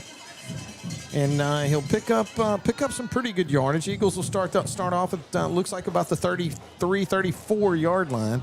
Gain of 18 yards on the return. And this Eagle offense has got to find some type of rhythm, Daniel. Yeah. It looked like they found one early in the game, but just really stalled out. A couple penalties have helped us out so far in the game. Can't rely on those. We need to get something going. Haven't seen two running backs in the backfield tonight. No. First down and 10 for the Eagles. Traveling from left to right on your radio dial at their own 33. They give this one inside. Luke's going to keep it, and he's got some running room. He goes across the 40, down around the 45-yard line. A nice, tough run that time out of the senior quarterback, and that's a wrinkle that comes in handy as the Eagles are going to pick up. Daniel, probably maybe the only other first down I can think of was on a penalty. No, Maddox's catch, that first catch he had. That's Correct. The rest of them are penalties, yes. So it's going to be a first down. Ball at the Eagle 44-yard line. Community Pharmacy. First down. Vadrine in the shotgun. Good snap from center. Luke looks to throw. He's got time. Puts some air into this one. A nice catch that time by number 0, Patrick Turpin. Daniel, it's not anybody's, not a real big secret around campus that Patrick's struggling with a little bit of an injury this week. But I tell you what, he's a gamer. He showed up. He's out there on the field doing everything that he possibly can in his senior year to contribute. And, boy, a nice throw that time by Vadrine. A nice job of Patrick securing the football and getting both feet in bounds. Gain of 9. Second down and 1. Vadrine in the shotgun with Turner. Calls for the football. Luke's going to keep it himself. He's got some running room, and he's got enough for another Community Pharmacy first down. A pretty good push out of that Eagle offensive line that time, Daniel. We needed 1. We picked up 2. So it's going to be first down and 10 for the Eagles in Rebel territory at the Riverside 45. So they got a pretty good rhythm going on offense right now. I also think it is imperative that Luke Vadrine is able to run the ball tonight, and we've seen that he's able to do that, but they can't just key in on Jude Turner or the running back, so we're going to need that. It's good to see. Big first down right there. Back-to-back first downs for the Eagles. First down and 10. Luke turns, hands this one. Nope, he's going to keep it himself again. This time he's going to pay a pretty heavy price. Yeah. As the Rebels would not. Well, their outside guys didn't bite on the inside action. Now he was able to get it to the corner. Sometimes, Daniel, you just got to plant that leg and get inside. Yeah. Unfortunately, Luke never really. He kind of got caught no man's land. Yep. That's when you take those shots that don't really feel that good. But he did pick up a yard, so it's going to be second down and 9. 2 receivers to Luke's right, one to his left. Jude Turner joins him deep in the shotgun. Good snap from center. Play action. Luke feels some pressure, immediately throws this one. That's going to be complete. A nice close. Going to be real close. I think he's short. To the marker. A nice throw that time by Luke, and a great catch by Ridge Coates as Ridge does a good job, Daniel, securing that one, and he is going to have enough. Well, no, they're going to mark him just shy. Yeah, he's a yard short. It'll be a gain of 7 yards on the play, maybe 8 yards, and it's going to bring up third down and 1. It's a big one. Yeah. But right at 1 yard. Man, third and 1. Play clock down to 14 seconds, and I'm thinking maybe the Eagles are going to burn a timeout here because, let's hope that's the case. Well, yeah, I mean, I don't think this would be the time where you take 5 just so Gavin can get a field goal record right here. The Eagles do take that timeout. That timeout and all timeouts brought to you by Campbell and House Attorneys at Law. Don't get played. Call Wade. You got to call Wade. 318-855-0285. Again, that's 318-855-0285. Don't think Campbell and House Attorneys at Law. Let's go down to the sideline, check in with Mike Gray at Marion State Bank. Sideline report. Mike, it's 3rd and 1 What do you call? Well, I believe you're going to have to fake it to Jude and pull it again. That little RPO he was trying on this outside earlier, I think he was going to try to flip it out to Ridge, but they were on him too fast, so he just tucked it and got a yard. But the short passes, the misdirection, or the backdoor runs are going to be beneficial because their defensive line is controlling them right now, and they're going straight to the ball. So we've got to do some misdirection in the short passing game. Thanks a lot, Mike. Mike Gray with the Marion State Bank. Sideline report. Huge third down play for this Ouachita Christian offense. Yeah. Best drive, Daniel. I mean, I know we had a touchdown to Maddox Fitzu earlier, but this has been the best drive of the night. Got to come back with some points here. Vadream in the shotgun. He's going to have a lead blocker in Turner. Jude's going to do a great job. It looked like we had a face mask there. But we're going to lose a yard. You got to go for it here. I mean, but you got to find a way to pick up these 2 yards, and it's not going to be easy. I still think you got to go with Jude right here. That you just got to give the ball to Jude Turner and see if he can fight for these 2 yards. 4th down and 2. Long 2. Is that or a little short slant to Turpin? Eagles are going to go. Still one running back in the backfield.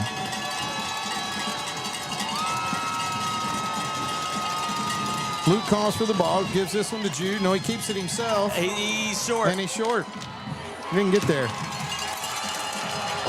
Rebels take over on downs. Loss of 1 yard, or actually a gain of 1 yard on the play. Daniel, I just think I think at some point you got to try and get a couple of guys back there in the backfield to block. Well, yeah, I mean they're key on that. They knew the same thing that everybody did. That you really want to try and Luke actually made the right decision not giving it to Jude because he didn't have anything either. But they were just, I mean they downhill 7 trying to get in the backfield and just nothing opened up. 1st down and 10 for Riverside. Best drive of the night for the Eagles. They're going to come up empty. It is. So it's going to be 1st down and 10 for Riverside. This Eagle defense is going to have to do something special here. Yeah, we need a turnover. Beakway is the deep back. They go with him right up the middle of the field. This Eagle defense doing a pretty good job. As Beakway will pick up a gain of 2 yards on the play. Daniel, and you limit him to 2 so far tonight. That's a heck of a play. Well, yes, but we just tried to get 2 yards and couldn't do it. And so I think, early in this game, I mean, this offensive line for the Rebels is doing what they're supposed to do, Gain of 2 is going to bring up 2nd down and 8. When we're struggling to get 2 and they pick up 2 on a busted play, 2nd down and 8 at their own 41-yard or 39-yard line. Quick throw out in the flat. That's going to be complete to Bicknell. And Bicknell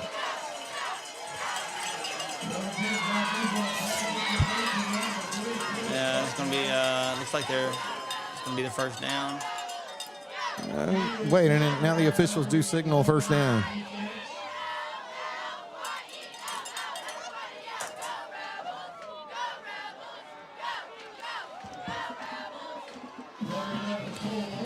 First down and 10 for Riverside. At their own 46-yard line. Bourgeois in the shotgun. Calls for the ball. And this time, oh my goodness, they go inside with Obiekwe again. And Obiekwe finds a soft spot in the Eagle defense. Another 10-yard run. And it's going to be close. Depends on what they are going to rule a 10-yard gain. First down, Riverside.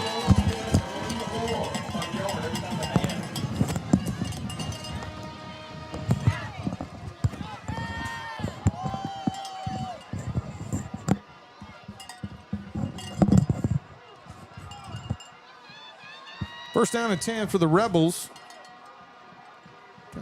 At the Eagle 44-yard line. Bourgeois in the gun. Sends a man in motion. Calls for the football. Looks to throw, and he does. Desai Bradshaw is going to make... he's going to let Bourgeois think that he may want to think about that potentially in the future. May want to look at, because if Desai catches that, that's 6. Yeah. Yeah. What a play that time by Bradshaw. He set that up perfectly, but I tell you what, if he doesn't, we got a problem on the outside. Yeah, we've got to get pressure. And, I mentioned that Bourgeois has not been sacked that we've seen on all the film that we have. And now you can kind of see why. I mean, he gets rid of the ball. There's nothing that's too far down the field. 2nd down and 10. Keep this one on the ground with a big way. He's got a seam. Oh, goodness. McGinnis, the number 1, James Obikwe, he will be brought out of bounds. That's number 13 of the defense. Make that number 12 of the defense. That is Abram Parker. But the damage is done. Gain of 17. The Rebels 1st and 10. For Riverside at the Eagles 28. Defense didn't look great on that one. No. I mean, you can't. Well, yeah. First down and 10 for the Rebels. Ball now at the Eagle 28-yard line.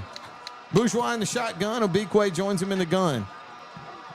Nobody wide. No. Oh, reverse. They go back across the grain, and the Eagle defense is there, but still going to find positive yardage. Looks like a gain of about 5 on the play. It's going to bring up 2nd down and 5 for the Rebels. Looks like they'll put it right at the Eagle 24-yard line. It looks like, I mentioned earlier, their offensive line right now is stonewalling our defensive line. They're just standing them straight up, and so they're able to kind of move them and open up those holes. On top of that, though, if you're a defensive linebacker or in the secondary, you've got to get to that gap and you've got to fill it. So what's happening is they're kind of squatting and letting this running back run right at them, and they're not able to reach. Bourgeois looks to throw and does. He's going to be off his intended receiver. Thank you. Looked like maybe back there on the back end. Looked like number 12, Daniel, maybe try. Abram Parker was the closest player. Yeah. But I wouldn't say covering him. I don't think anybody was covering. No, he was wide open. Number 4, Boogie, and you don't want to lose him. Eagles very fortunate with that. So it's going to be 3rd down and 6.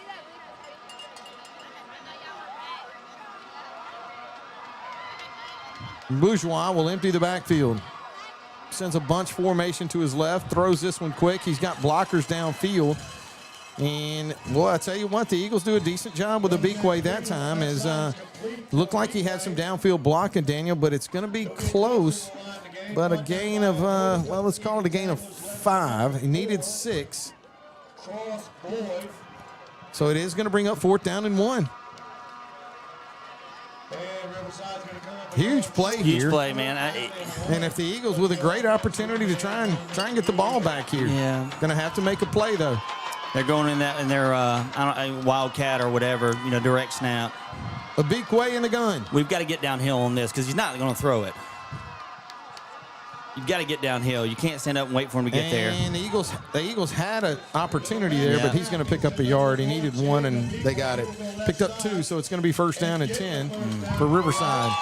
The Eagles were wanting to rule him down, but, we didn't get penetration, and we didn't hit him until he was 2 yards down the field, so it is going to be 1st down and 10 for this Riverside offense. Now, time is becoming a little bit of an issue, but I think the Rebels are going to have a full complement, or at least I don't remember Riverside taking a timeout. I don't think anybody's taking a time. Well, we had one. Yep, that's right. We go inside of 2 minutes on the here in the second quarter. In the second quarter, 1st down and 10 for the Rebels.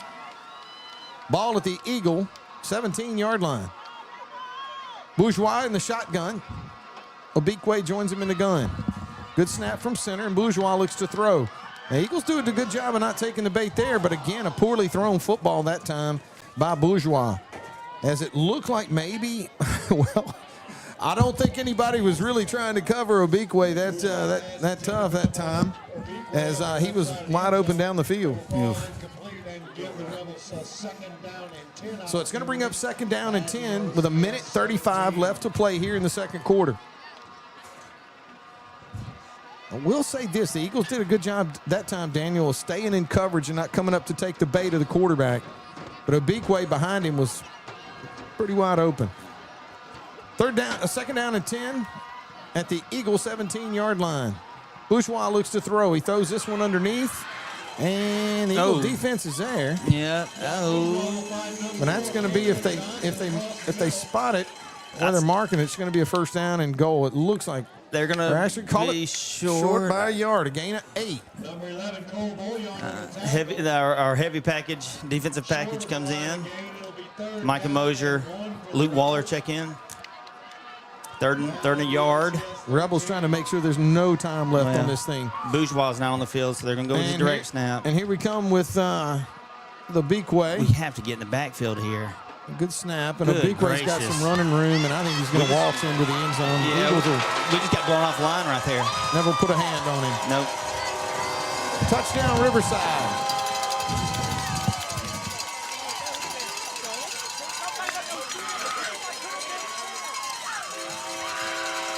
Touchdown run covers 4 yards, 5 yards. 51 seconds left to play here in the second quarter. Riverside 16, Eagles 7.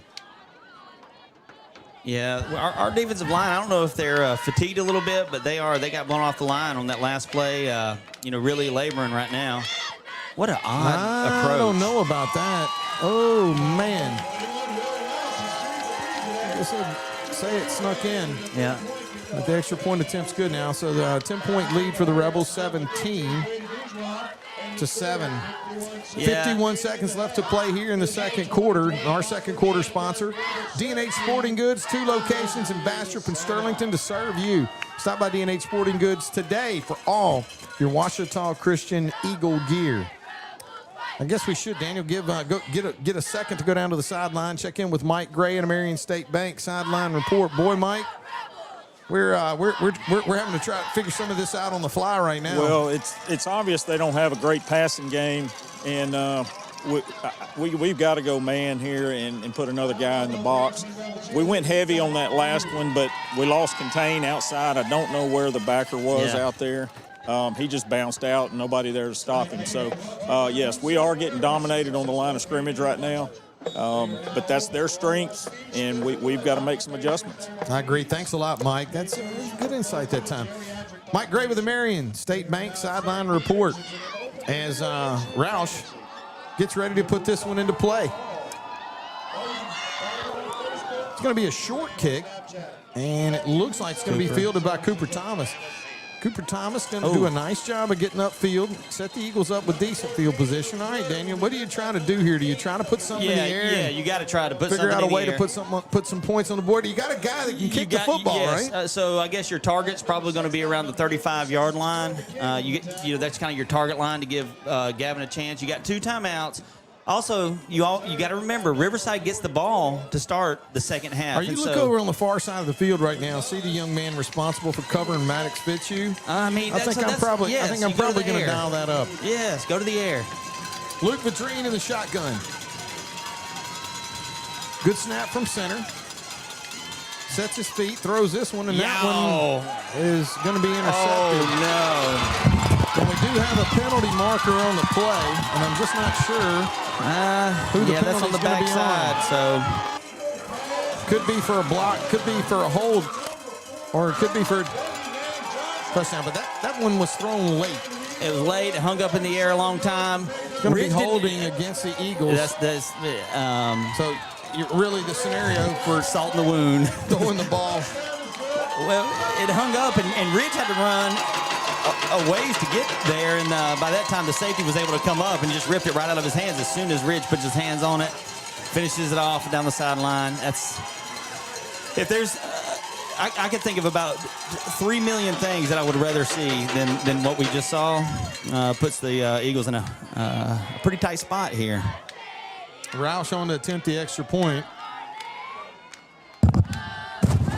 And he's going to split the uprights. So Riverside will take a 24-7 lead, and Roush is going to kick the football again. Hey, you know what? I'll tell you, you've seen it, and so have I on film. The Rebels do some pretty creative things with onside kicks, and I'll tell you right now is a perfect opportunity for one. Time. And, you got the Eagles on the ropes. I mean, why not? Had a tough time moving the football. Why don't you just, put this thing in play? But, be up to the Rebels to see how they handle this. Well, so here's though, let's just say it's just a traditional kickoff. We get the ball. We're kind of in a bind, trying to figure out what we need to do. Do we sit on it and give them the ball back to start the second half, or do we try to make something happen and risk another, something bad happening?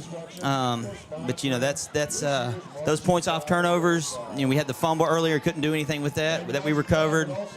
They get the interception, and in all fairness, that they should have had 2 other ones already in the game.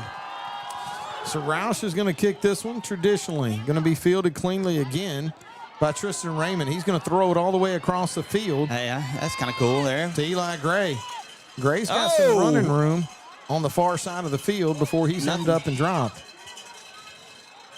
Going to be 23 seconds left to play here in the first half. Again. And I'm going to call it a hunch that we're probably going to run the football here. But maybe not.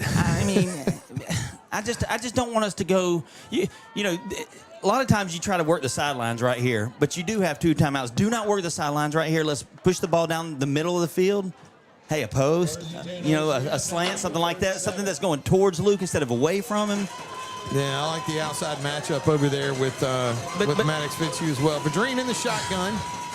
But he can't take forever to look to throw. Luke steps up, puts some air into this one, and that one's going to be. Oh, are you kidding me? Oh my goodness! You probably don't want to get there that early. That's unbelievable. No, he was holding him. And the guy was right there. I don't know. Ugh. Still getting any bunch stuff. Well. All right, so anyway, we got second down and 10 with 18 seconds. There are some adjustments. Mike mentioned it when we went down to the Marion State Bait Sideline Report. There are adjustments. I think one of the adjustments is we're going to have to fire off the ball on the defensive side. The other one is we're going to have to be quicker on offense. We're going to have to be quicker getting the ball across the line of scrimmage. We're taking too long to get it across the line of scrimmage. Vadrine is going to look to throw. He rolls out. He's got time, and he makes a good throw. It's going to be complete over here on the far side, only 12 seconds. That's going to be Luke Edwards. Now, Daniel, he's going to go across the 50 with only 10 seconds, so you need really one more play. Yes, you need to get it at 10 yards at least to give yourself a chance right here. And the Eagles are going to take a timeout. This is their first one, so, so they're playing for one play right here.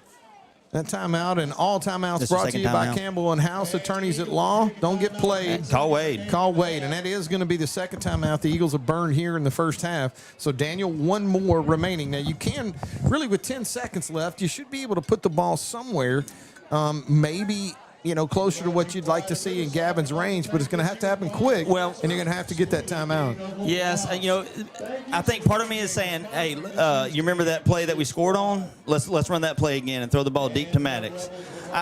Part of me wants to say that. But the other thing is you want to give yourself a shot here to get 12, 15 yards so that you can get a field goal. So, it'll be interesting to see what our offensive coordinator, Drew Vadrine, decides to do and see if we can execute. Well, you got one timeout. You got the ball at the Rebel 49-yard line. Yeah, 10 seconds left to play here in the half. Eagles trailing this contest now. We're in deuces. 24-7. So 2-by-2, probably put Ridge in motion here, maybe. Nope, no Good motion. Snap from center. Luke looks to throw, but he's running out of time. That was going to go over the outstretched arms. Please tackle him, somebody. And we do as time expires.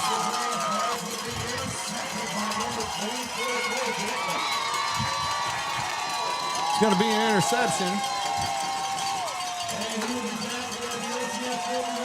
And the Rebels are going to go into the locker room with a 24-7 lead.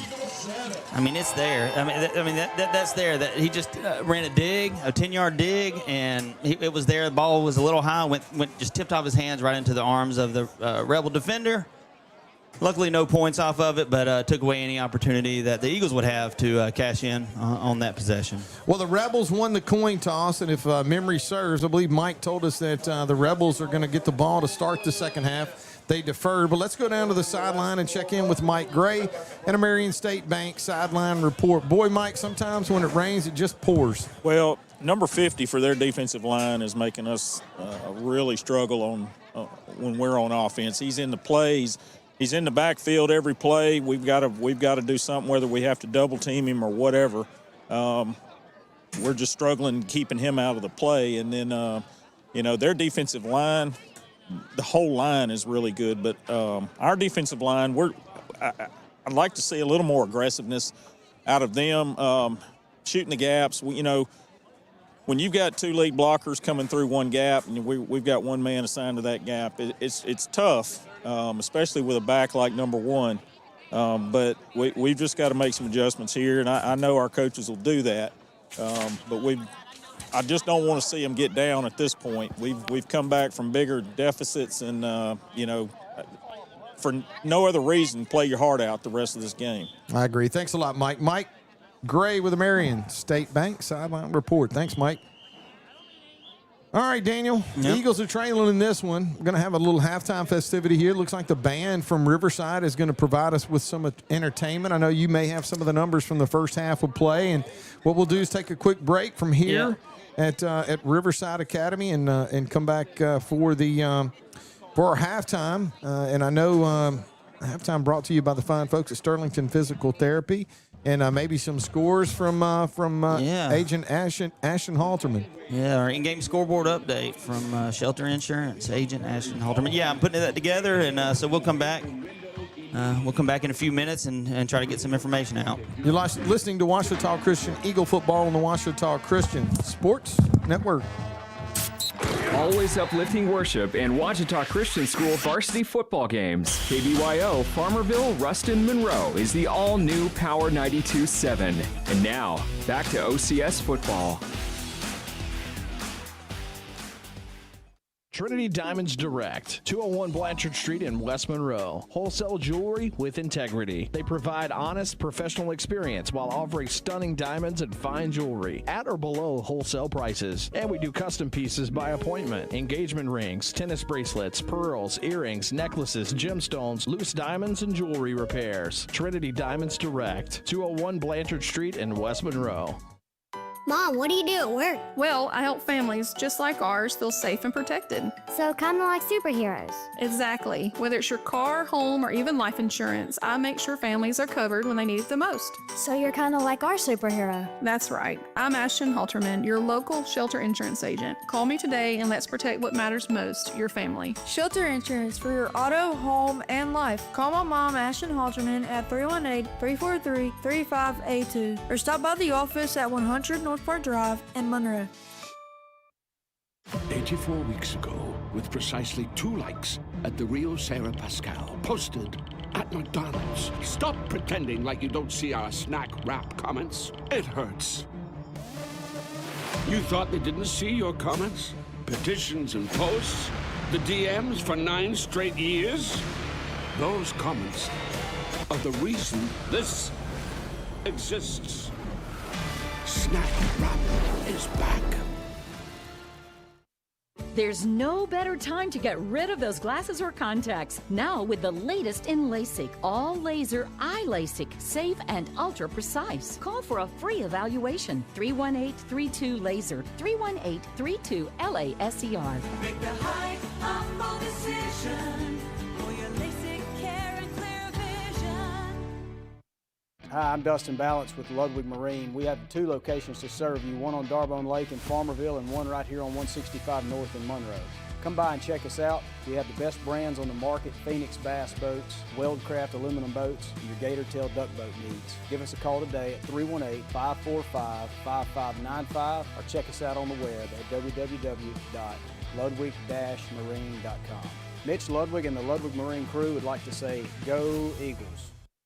Trinity Diamonds Direct, 201 Blanchard Street in West Monroe. Wholesale jewelry with integrity. They provide honest, professional experience while offering stunning diamonds and fine jewelry at or below wholesale prices. And we do custom pieces by appointment. Engagement rings, tennis bracelets, pearls, earrings, necklaces, gemstones, loose diamonds, and jewelry repairs. Trinity Diamonds Direct, 201 Blanchard Street in West Monroe. Mom, what do you do at work? Well, I help families just like ours feel safe and protected. So kind of like superheroes. Exactly. Whether it's your car, home, or even life insurance, I make sure families are covered when they need it the most. So you're kind of like our superhero. That's right. I'm Ashton Halterman, your local shelter insurance agent. Call me today and let's protect what matters most, your family. Shelter insurance for your auto, home, and life. Call my mom, Ashton Halterman, at 318-343-3582 or stop by the office at 100 North Park Drive in Monroe. Trying to decide where to eat tonight? Join us at J. Papa's Restaurant and Market, your neighborhood spot for lunch and dinner located on the Ouachita River at 2538 River Landing in Monroe. We're open Monday to Wednesday, 11 a.m. to 9 p.m., and Thursday to Saturday, 9 a.m. to 10 p.m. Come by today and try one of our great steaks, seafood, or specialty pizzas. And start your meal with one of our many appetizers from duck wraps to char-grilled oysters. Bring the whole family and enjoy your meal inside our beautiful dining room or on our deck overlooking the levee. J. Papa's is a proud supporter of the OCS Eagles. Here's the deal. When you combine State Farm Home and Auto Insurance, you save an average of $889. State Farm agent Ron Bush is ready to help you combine home and auto and save with 2 locations to serve you in Bastrop and Sterlington. Call 318-388-4663 today. Like a good neighbor, State Farm is there.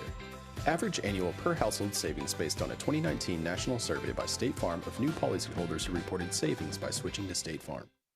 84 weeks ago, with precisely 2 likes at the Rio Sarah Pascal, posted at McDonald's. Stop pretending like you don't see our snack wrap comments. It hurts. You thought they didn't see your comments? Petitions and posts? The DMs for 9 straight years? Those comments are the reason this exists. Snack wrap is back. If your car or truck is broken down, or you locked your keys in your vehicle, or you just need a flat fix, call Bears Towing and Recovery at 388-3021. In fact, why not just save the number in your cell phone? That's 388-3021. Bears Towing is on call 24 hours a day and 7 days a week. They understand that an emergency doesn't happen at convenient times. Bears Towing, 388-3021. Bears Towing is a proud sponsor of OCS football. Dreyer Contracting has been walked on and driven on all over town for 5 decades. Dreyer Contracting has been serving our community for over 50 years. That's a lot of asphalt. Surface treatments, hot mix, parking lots, driveways, asphalt maintenance, dozer work, and crushed stone. You can walk and drive on us with confidence. Call 281-2242. Dreyer Contracting in Bastrop. Are you tired of pushing through the pain? Do you struggle day in and day out with simple tasks? Are you ready for change? If so, call Louisiana Pain Care. At Louisiana Pain Care, our doctors are board certified and fellowship trained to target the source of your pain and help you manage it. Visit lapaincare.com for more information and to schedule your appointment. Louisiana Pain Care, your spine care experts. Welcome in to the Farm Bureau broadcast booth, brought to you by Agent Chris Thomas. I want to thank Chris Thomas for sponsoring our broadcast booth. Also, if you have any insurance needs, give him a call, 318-283-0200. And this is the Sterlington Physical Therapy halftime show. Craig Lowry of the Sterlington, give him a call, set up an appointment. Sterlington Physical Therapy. We'll go over the stats first. Definitely a shift in the first half. Eagles get the ball first. A couple plays later, score on a 60-yard throwing catch to Maddox Fitzu to take the early lead. However, 24-7, Eagles trail going into halftime. Really tough going after that. We had one drive where we had several first downs and, stall out. Then, a couple interceptions to kind of end the first half. That was, tough to watch. The pick six, really hurt. And I don't know if my stats are accurate, and I don't know what's up on the live stream right now. I know we have a graphic. I'm going to try to see it, but for the first half though, Riverside had 14 first downs to OCS. 9 first downs. The big difference was rushing, being able to move the ball on the ground. Ouachita Christian, 10 carries, 28 yards, 2.8 yards per carry. A on the other side, the Rebels, 18 carries, 175 yards, just under 10 yards a carry. So that would be the biggest difference of the game then. Secondary, I wouldn't even say secondary, but right along with that would be your turnover. Eagles recover a fumble early, then a couple picks, fall behind in the turnover battle, and get a 3-score deficit in doing so. Not a lot of conversions on 3rd and 4th down. Eagles have had 3 third downs, converted 1. Rebels have had 4. They haven't converted any of their third down. Now they're 0 for 4, but they did convert a 4th down. Conversion with that Wildcat. And so that's what it looks like. Total plays, 23 plays for the Eagles, 129 yards. So 5.5 yards per play. The Rebels, 31 plays, 245 yards, 7.9 yards per play. Big time contributors for the Eagles. Of course, Luke Vadrine to Maddox Fitzu for that 60-yard touchdown. That was pretty much half of the yards of the first half for the Eagles. Luke Vadrine's the leading rusher. 6 carries, 34 yards. And in a big surprise, Jude Turner, 3 carries, -4 yards. Really having a hard time finding some space to go. On the other side, Kenrick Johnson and Christopher Becknell, the 2 receivers, number 3 and number 4, both have 2 catches for 22 yards. Running back number 1, Jaden Obikwe. We're tired of seeing him. Wish him the best after this game, but he's had a really good first half. 16 carries for 170 yards in the first half. So I imagine that's what the Eagles are going to turn their attention to for their halftime adjustments. A couple scores for our Shelter Insurance in-game scoreboard update. Ashton Halterman, give her a call. Shelter Insurance, 318-343-3582. Local scores, Neville's trailing Barb, big time, 34-0. Ruston and Southside locked up in a close one. Southside leads 28-21. The Lions from Ouachita Parish are leading Parkway 21-16. Sterlington leads Laurelville 20-0. Yeah, well, Union's ahead on Kinder 7-6. Oak Grove is well behind, 24 points behind St. James, 37-13. And then Mangum up on East Feliciana, 28-16. As far as our division goes, a couple reported scores. Westminster Christian Opelousas up. That's the number 1 seed on St. Edmund, 35-8. I put it backwards. Oh, never mind. Neville's winning big against Barb, 34-0. All right, Westminster, St. Ed, up on St. Ed, 35-8. That's the number 1, number 8 game. Ascension Episcopal and Hamilton Christian. This game's important because we got to come back first and win this game, and then we're going to go play the winner of this game. It looks like it's going to be Ascension Episcopal. They're up 28-0. That's about all the scores I have right now. I'll try to keep an eye on some. Anybody gets any updates and wants to text me and has my number, feel free to do that. But yeah, that's it for our Sterlington Physical Therapy. Eagles trail 24-7. Minute and a half left here at halftime.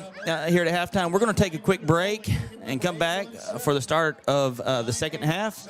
Thank you guys for listening to the Sterlington Physical Therapy halftime show and Shelter Insurance in-game scoreboard update. You're listening to Ouachita Christian Eagle football on the OCS Sports Network. When lights go out on game night, what matters most is family, trust, and community. At Jim Taylor Buick GMC, that's who we are. We've been serving Northeast Louisiana for more than 2 decades. With certified technicians, service after the sale, and relationships that last long after you drive off the lot. Visit us online at jimtaylorbuickgmc.com or in Monroe, where we are professional grade, and we never stop working for you. Hi, I'm Dustin Balance with Lwig Marine. We have 2 locations to serve you, one on Darbone Lake in Farmerville and one right here on 165 North in Monroe.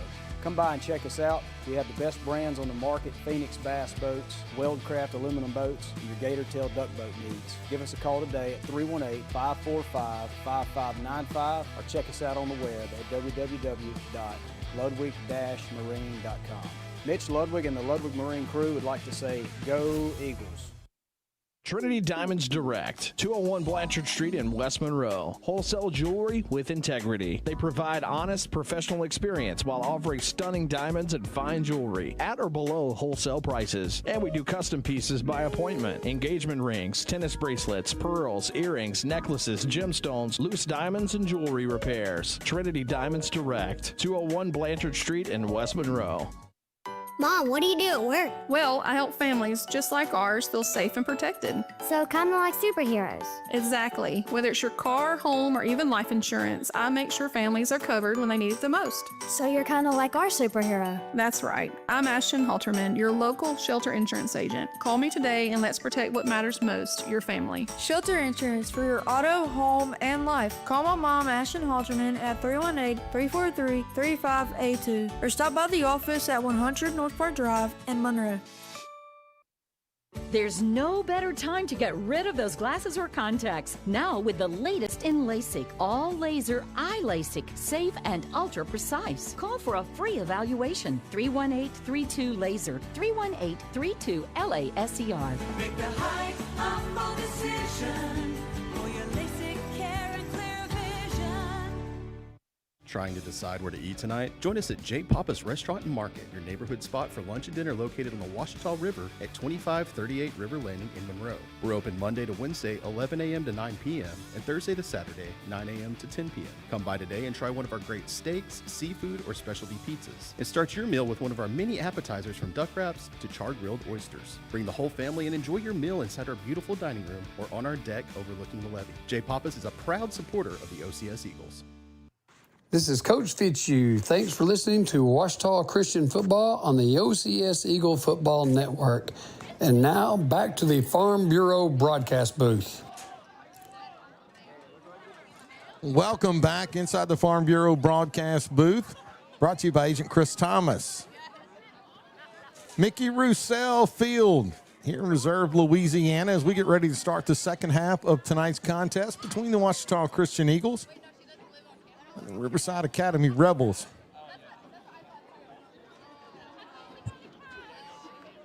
Ouachita Christian finding itself trailing in tonight's contest right now, 24-7. The Rebels, well, they won the opening coin toss and elected to defer, and will be taking the ball here to begin the second half of play. Gavin Polk will tee this one up at the 40-yard line to get the second half of tonight's contest underway. Rebels will send a couple of guys deep.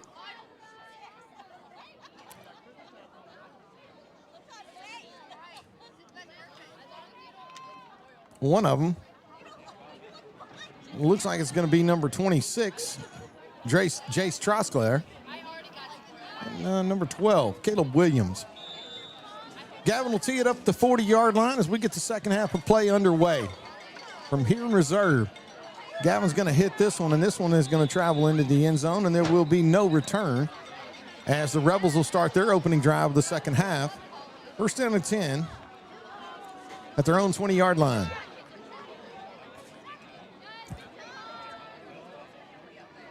Pretty solid first half of play out of the Riverside Rebels. They'll start this one at their own 20-yard line, leading this contest right now 24-7. Number 10, Brock Bourgeois will bring the Rebels to the line. Jaden Obikwe will join him in the shotgun, and he's going to start this one with Obikwe. Looks like Obikwe lost a handle on the football, and he did. Fortunately for Riverside, he's able to secure his own fumble, and believe it or not, somehow is able to fumble the football and fall forward for a gain of 3 yards. So it's going to bring up second down and 7 for Riverside at their own 23. Obikwe is going to join Bourgeois in the shotgun.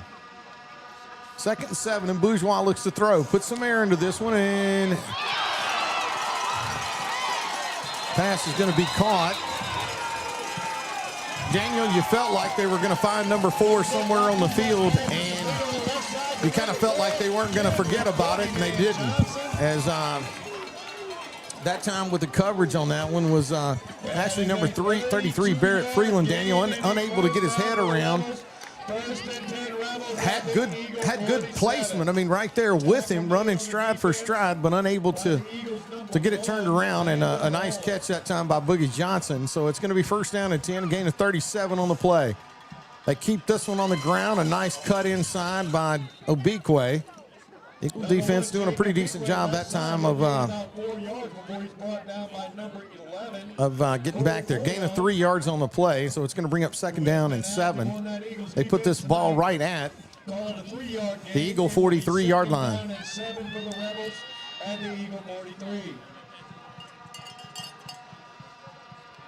Bourgeois in the shotgun.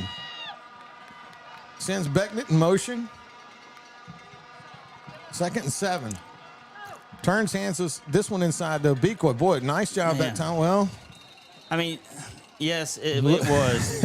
A gain of 2 yards on the play. It was. They're in third manageable. Anytime we can stop Obikwe for 2 yards, that's a huge win, right? Huge. We love that. Huge. Because we just can't seem to find the penetration to stop him for less than that. I don't think we've had penetration a single time tonight, except for that one to side knockdown, that pass to the outside. As a matter of fact, I was looking at the tendency report, and in 3 big games this year, Bourgeois is 42 for 42 on passes that are less than 5 yards. And so when Desai knocked that down, he kind of broke that streak. Oh, reverse. They look like they're going to run the reverse. They're going to run it right through the Eagle defense, and I don't think we have anybody to stop him. No. It's going to be number 4, Johnson, and Johnson will take it in for a touchdown to add to the Rebel lead. The second time they've run that play tonight, Daniel. The first time for a pretty good chunk of yardage, but that one was taken to the house. Well, Riverside is going to take a 30-7 lead. Yeah, well, I mean, when stuff's working, it's working. Everything's working that they've tried. 9 minutes and 46 seconds left to play here in the third quarter. Riverside is going to try to add to a 30-7 lead. Eagles scored on their opening possession of the game. Really nice throw from Vadrine to Maddox Fitzu, and just hadn't been able to find any kind of scoring opportunities.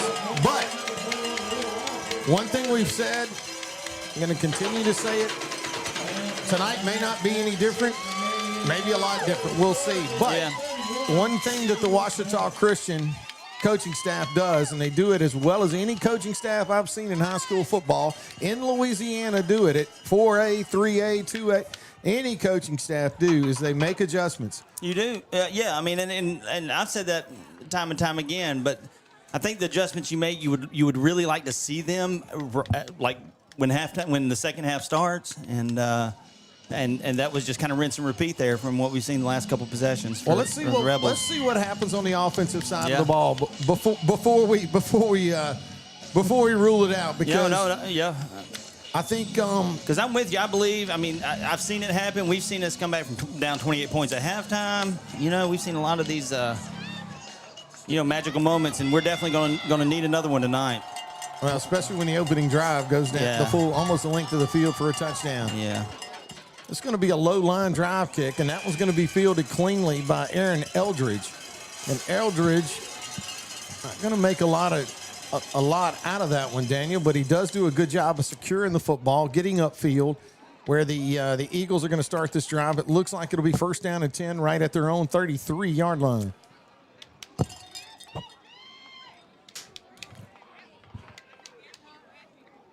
Luke Vadrine will bring the Eagles out. Senior quarterback is going to bring Jude Turner with him.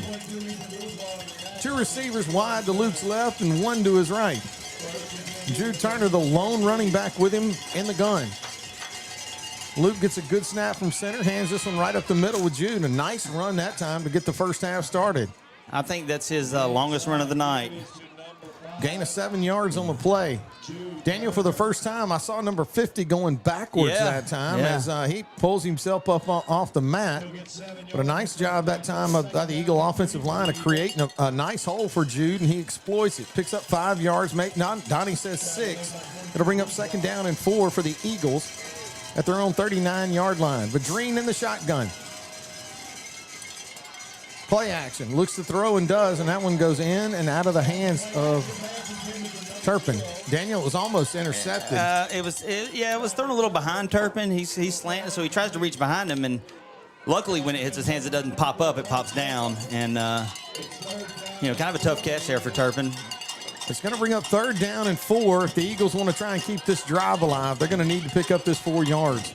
They do bring Eli Gray in from the sideline to give him a trip receiver look to Luke's left.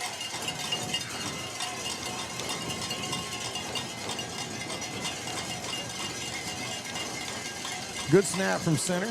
They're going to turn and hand this one inside to Turner. He needed 4, Daniel, and it looks like he may have gotten 5. It is. Needed 4, picked up 5.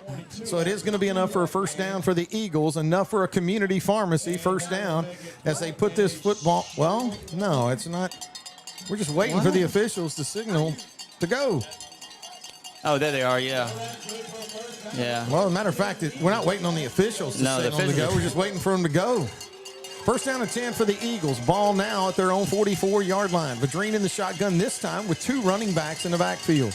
Good snap from center.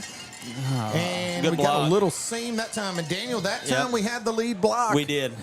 Gray does a great job of sealing the edge, and a nice run that time by Jude Turner. That's one of the gain of 7 yards on the play. That's one of the few times where Jude was able to see the daylight on that zone run, and we saw it too. It opened up and allowed him to pick up 7 yards. I'll take 7 yards time and time again. One of the few times we've had a second running back in the backfield with actually a lead block. That's right. Now we're going with the deuce, and 2 running backs, and I kind of like that. Second down and 4. 2 running backs in the backfield with Vadrine. 2 receivers to his left, 1 to his right. Get a good snap from center.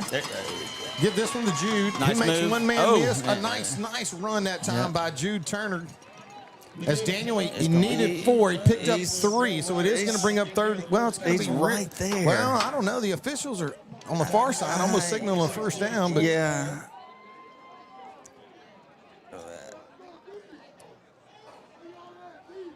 Look at him. He's just telling him to move it, even though it's a yard short. It should be 3rd and 1. Just short of the line of game. Well, no, he's not moving the chain. All right, so we're gonna have 3rd down and 1. The ball will be in Rebel territory. Yeah, that was a pretty tough spot there. At the Rebel 47-yard line. Vadrine in the shotgun. Looks to throw and does, and that was incomplete. Now that was a well-thrown ball. That couldn't have been thrown any better. Goes in and out of the hands of Luke Edwards, and here we are, 4th down and 1. I will tell you this, Daniel, some of the time, so far tonight, the Rebels have done a good job of having our number. Yeah. Some of the time, we've dropped some passes. Yeah. And that one is one you got to make this time of the year. You do, yeah. 4th down and 1 for the Eagles. Vadrine in the shotgun. 2 receivers to his left and 1 to his right. Jude Turner, the lone running back. Give this one to Jude. He's got some running room. There He's across the 40. Now he's across the 30, across the 20, down inside the 15. And the Eagles are going to find themselves inside the Washam Agency red zone. First down and 10. It looks like right at the 12-yard line. No penalty markers on the play. A nice, solid run that time by Jude Turner. Daniel, gain of 34 yards on the play. Easily the biggest gain on the ground tonight. We had Jude Turner was in the negative yardage going in at halftime. I think he had 3 carries for the negative 3 yards or something. And so to see him come out here and move the ball down the field, there it is. That's kind of the answer we needed. First down and 10 for the Eagles. Here they come. Inside the red zone. Vadrine's got some running room. He's inside the 10, inside the 5, before he's hit and dropped at around the 4-yard line. As the Eagles trying to put some more points on the board. And, brother, do they need to? They need them. So, nice play right there. Good decision by Luke, and I think he was able to make it because his key came crashing down and trying to get in the backfield. So Luke reads that and just decides he's going to keep it because that void is there with the blitzer. And so that was a really well-executed play. Enough for a community pharmacy first down. First down and goal inside the Washam Agency red zone at the Riverside 5-yard line. Vadrine in the shotgun. calls for the football. Oh, Gets this one to Jude. Touchdown. Washita Christian. All right. Jude Turner will take that one in. And just like that, you know, I told you, right? You did. Let's see what the offense can do. And you know what? They made some changes, some personnel groupings, and the Eagles are able to move the football down the field for their first real touchdown drive of the night. So, well, I'll wait a minute before I say anything else. So, on for the Jim Taylor Buick GMC extra point is Gavin Polk, and Gavin is going to kick that almost to the field house over there. A nice job of holding it, and the Eagles are going to cut into this Rebel lead. 31 now to 14. Okay, so adjustments right here. You got to make a stop, or you try to steal a possession. If it was me, that's what I would do right here. I would try to steal a possession.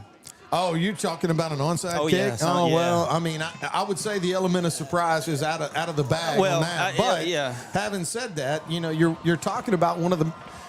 Look, I'm kind of tired of toning it down. This may be our last game. I'm going to tell you what is the best. I've seen a bunch of kickers this season. I think he's probably the best kicker, high school football kicker in the state of Louisiana in all classifications. And that'd be hard to argue against. And he has got. He can do it. He can do it all. And you know, you and I've seen him kick with his right foot, his left foot. He can kick a pooch. Yeah. I mean, it's just.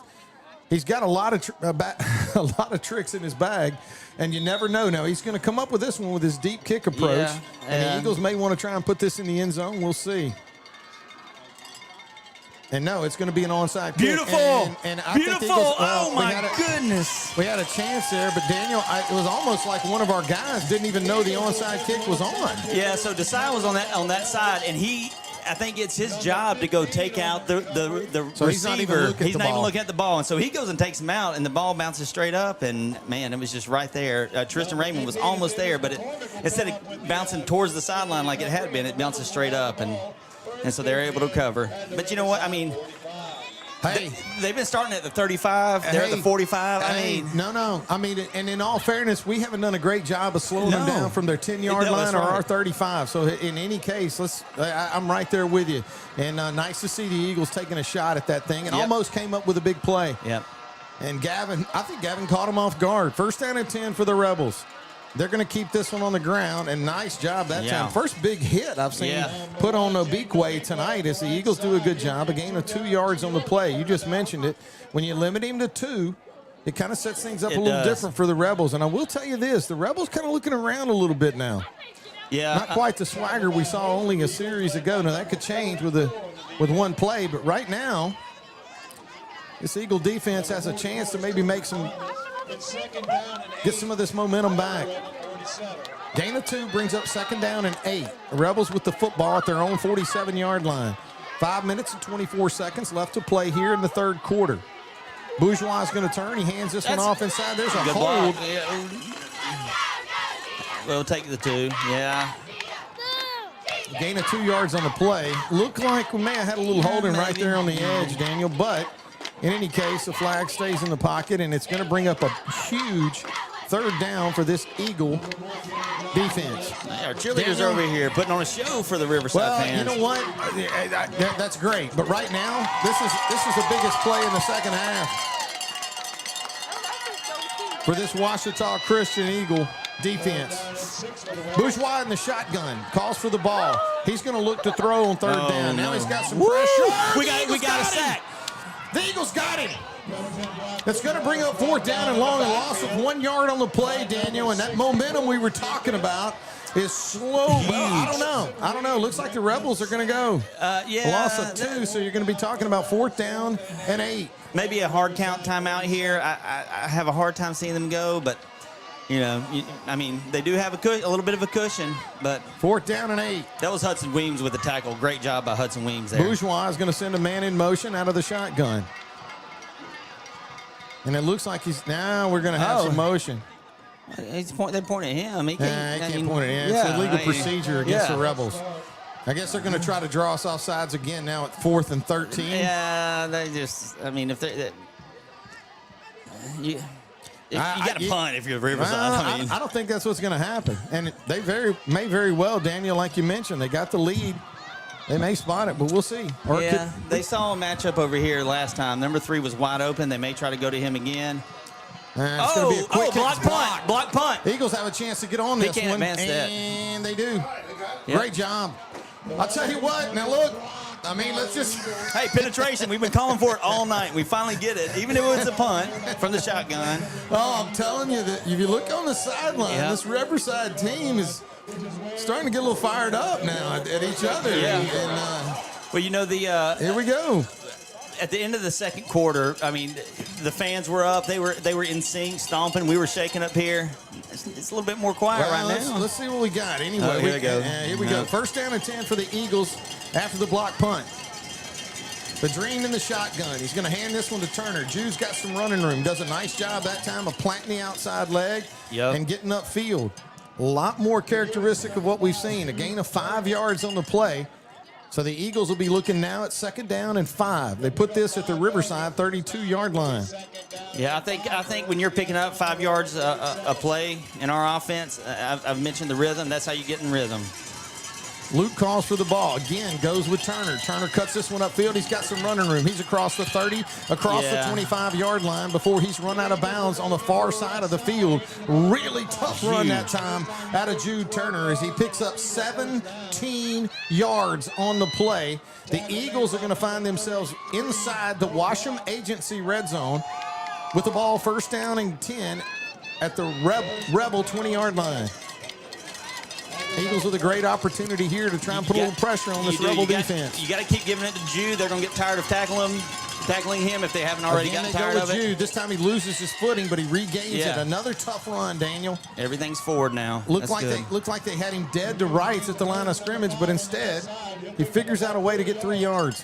Yeah, everything's forward right now with Jude. He's kind of on a roll, and that's 3 carries in a row. I wouldn't deviate too far from that. 2nd down and 7 for the Eagles. Ball at the Rebel 23-yard line. The Dream in the shotgun. Calls for the football, gives this one to Jude. Jude's trying to set up his blockers and does. Great plan inside. What is this? Now we're going to have a penalty marker. Looked like a nice minimal gain on the play, but instead we're going to have a flag, and typically thrown in the area of holding. Oh, my but goodness. The Rebels are... If they call that holding...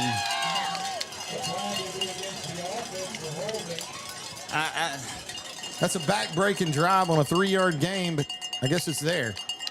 They're going to penalize the Eagles in any case. They don't have replay, and that one ain't coming back. So the Eagles are now going to be looking at 2nd and a bundle. Wait for Donnie to do the math, but it almost looks like 2nd and 20. Well, 2nd and 17. Daniel, you like to stay in that groove that you had running the football with Jude, but in this case, you're going to have to throw the football. Vadreen in the shotgun, 2 receivers to his left, 1 to his right. Jude joins him in the gun. Good snap from center, and Luke does look to throw. Feeling a little pressure, puts some air into this one. He's got a receiver downfield. It's going to be incomplete. Well-thrown football. Goes in and out of the hands intended for number 14, Luke Edwards. So now you're going to be looking at, going to have to be a little more manageable here with 3rd and 17. Got to tip your Run hat the to ball. Luke. Run the ball right here, and if we don't get it, let's kick the 3 and make it a 14-point game. Here we go. 3rd down and 17 for the Eagles. Tip your hat to Luke. A nice throw that time, Daniel, deep into the corner or into the middle of the end zone. Good snap, and that's what they're going to do, except we're going to lose yardage. Yeah, we did a pretty good lick. Now, you got to make a choice here. Yeah, you got to kick. You got to. I'm going to agree with you, but Gavin's on the sideline. And you're going to see, it looks like Gavin's going to go back to the bench. So the Eagles are going to go 4th down and 17. Maybe with the ball at the 30. This is a risky. We may try a hard count. I wouldn't be surprised if we try a hard count. Risky, though. No. We look to throw. Luke, pump fake. Put some air into this one. And it's going to be incomplete. Intercepted. Which actually is good for us. Because incomplete, they would have had the ball at the 30. They pick it off in the end zone, so no points.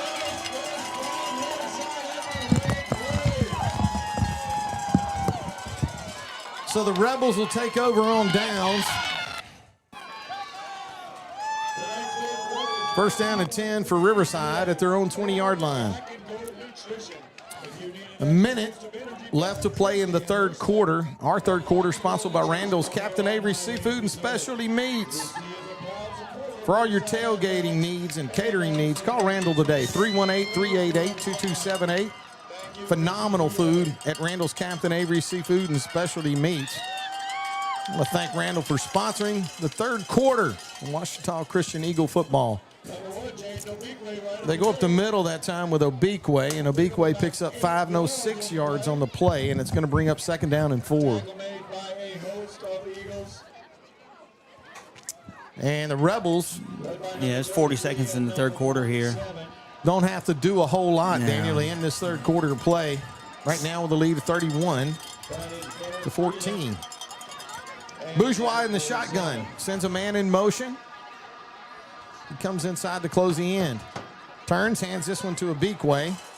We're making chase. I mean, good gracious. It's going to be a big game. Well, yeah. That'll be the end of the 17 yards fourth on the quarter. play. Yeah, that'll be it for the third quarter.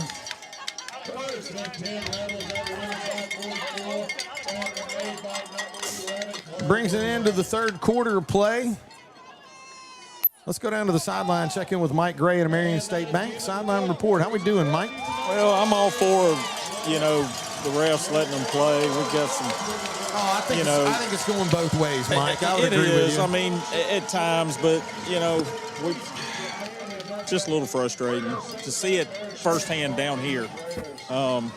Coaches on our sideline are just going nuts because there's so many no calls, and then all of a sudden a back-breaking holding call on that one was side. that one was soft. I went back and watched it. Yeah, I mean, just be consistent. If you're not going to call it, don't call it for both. I don't know. Anyway, we had some momentum going there, and it kind of hurt us, but we just need to get a stop here and get the ball back.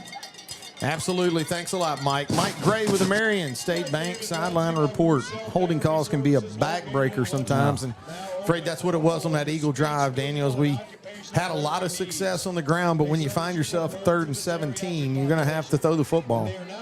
First down and 10 for Brock Bourgeois and the Rebels. Going to go inside with Obekwe, and the Eagle defense does a good job. That time Desai able to get in there, Daniel, and they're going to limit it to a 1-yard gain, so it'll bring up second down and 9 as we start the fourth quarter of play. Ouachita Christian trailing Riverside 31-14.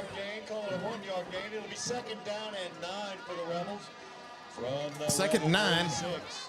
So at the Rebel 46-yard line, and the Rebels, Daniel, are in a hurry to go nowhere. But anytime it's been second and 9, they've gotten behind schedule. That's anytime we've gotten a stop. That's how we've done it.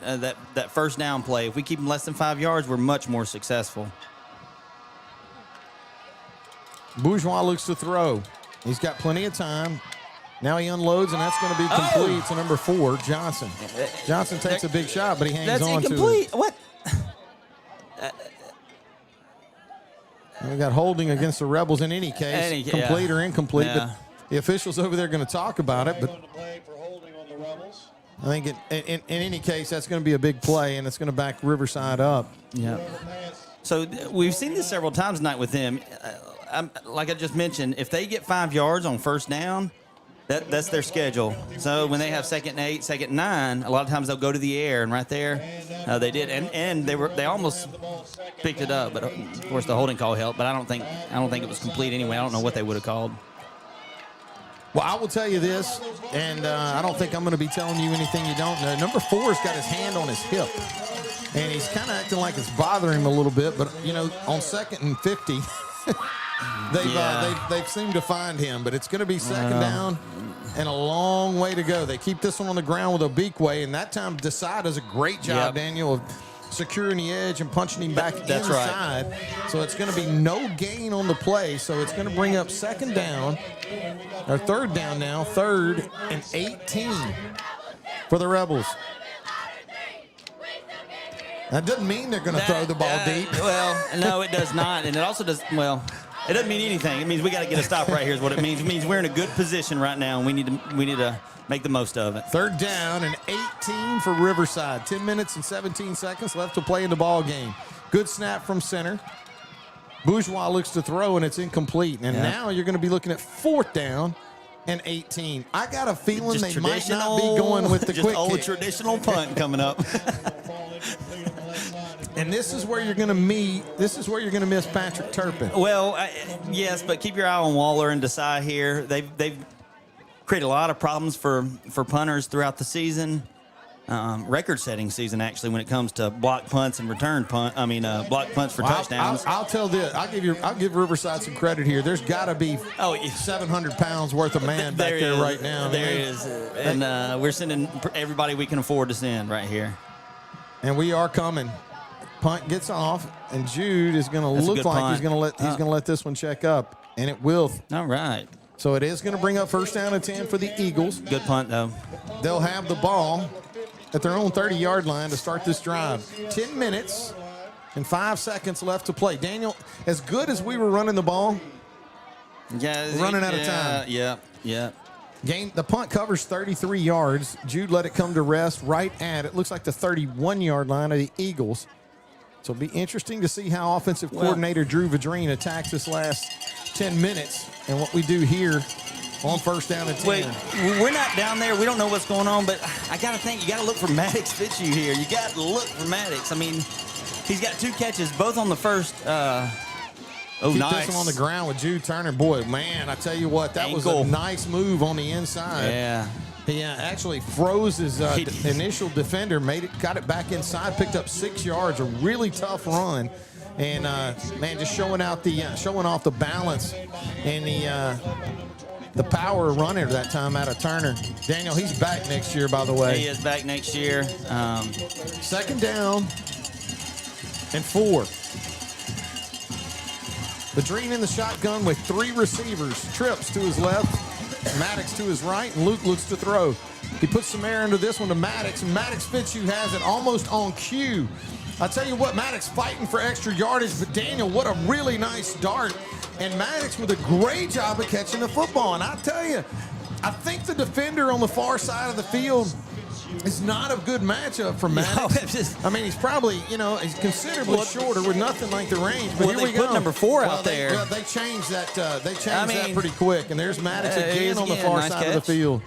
A nice throw that time by Luke and a good catch by Maddox, but that mismatch got changed in a hurry. See, they took Boogie and put him out there. Maddox Fitzu is a lot to deal with. I'll be honest with you. I'll take him against Boogie. Hey, he's the one you said was looked like he was banged up a little bit. So he was. Jude Turner on the ground. Look at Turner fighting for extra yardage. A nice, tough run that time out of Jude. He's going to pick up positive yardage. A gain of 6 yards on the play. More than enough for a community pharmacy 1st down. Clock running with 8 minutes and 41 seconds left to play in the football game. The Eagles got something going. 2 throws to Maddox Fitzu. 2 runs to Jude Turner, and the Eagle offense is grinding it out. Vadrine again in the shotgun. 2 receivers left, 1 right. Turner will join him in the gun. Luke calls for the ball and gets a good snap. Has to step up in the pocket, and he's going to get sacked. Well, I don't even know. I didn't see anything develop on that. I don't know what he was looking to do there or what the play call was, because Maddox was on the far side, and he just kind of ran a stop and knew the ball wasn't coming his way. But Luke Vadrine, it looked like a rollout. I don't know if he had time to roll out, though. He never made it past the tackle. 2nd down and 14. Ball at the Rebel 35. Vadrine is going to roll this time and does have time to roll. Unloads this one, and that's going to be incomplete. That was one that Luke wishes he had back, because that was well thrown, way away from his intended receiver. Looked like that was Luke Edwards, and that's going to bring up now, Daniel, 3rd down and 14 for the Eagles at the Rebel 34-yard line. Got to pick up at least a little piece of this, or one would think you need to pick up a little piece of this.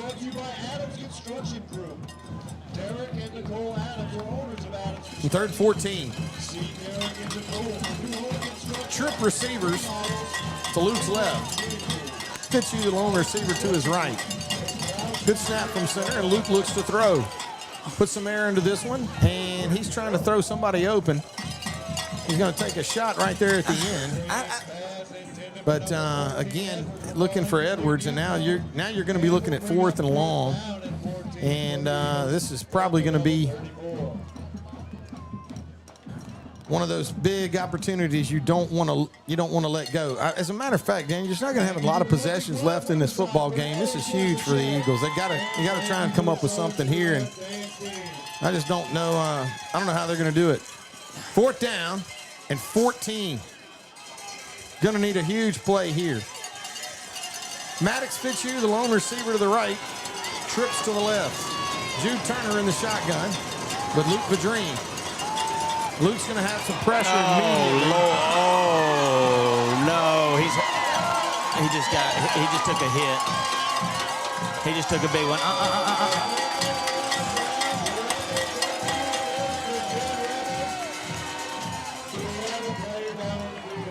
Luke shaking up on the play. Yeah. He just got slung down pretty violently. Number 50, Ahmad Cage, and he's down on the field getting attention. Hope he's okay.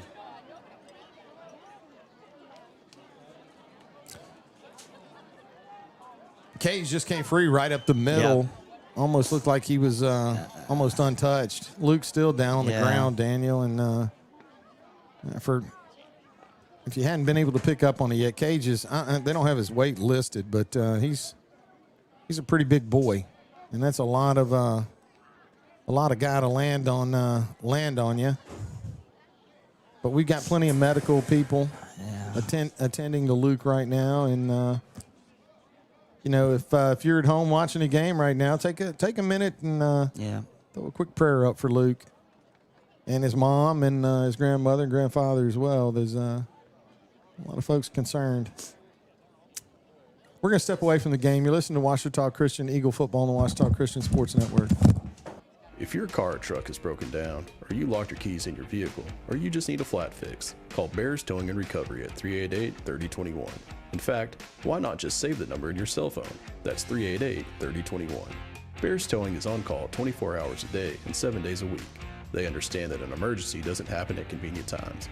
Bears Towing, 388-3021. Bears Towing is a proud sponsor of OCS football.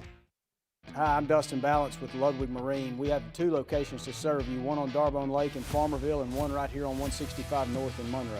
Come by and check us out. We have the best brands on the market: Phoenix Bass boats, Weldcraft aluminum boats, and your gator tail duck boat needs. Give us a call today at 318-545-5595 or check us out on the web at www.ludwig-marine.com. Mitch Lwig and the Lwig Marine crew would like to say, go Eagles. Dreyer Contracting has been walked on and driven on all over town for 5 decades. Dreyer Contracting has been serving our community for over 50 years. That's a lot of asphalt. Surface treatments, hot mix, parking lots, driveways, asphalt maintenance, dozer work, and crushed stone. You can walk and drive on us with confidence. Call 281-2242. Dreyer Contracting in Bastrop. This is Coach Fitzu. Thanks for listening to Washita Christian Football on the OCS Eagle Football Network. And now back to the Farm Bureau broadcast booth. Luke Vadrine is up under his own power, and I say under his own power. He's kind of being helped out and attended to. Daniel looked like he took a really big shot, and right up the middle, but clean football play. Yeah. One of those things that happens in this game from time to time, and unfortunately for Luke, he's You know, it's something he's going to have to walk off and shake off, and may not be able to do that this evening. But it is going to be a turnover on downs. So the Rebels are going to come out with 7 minutes and 35 seconds left to play in the game, and they're going to have a chance to run their offense as the Eagles turn it over on downs. So Bourgeois will bring the Rebels to the line. And Bequay is going to line up with him in the gun. So it's first down and 10 for Riverside. Ball at their own 43-yard line.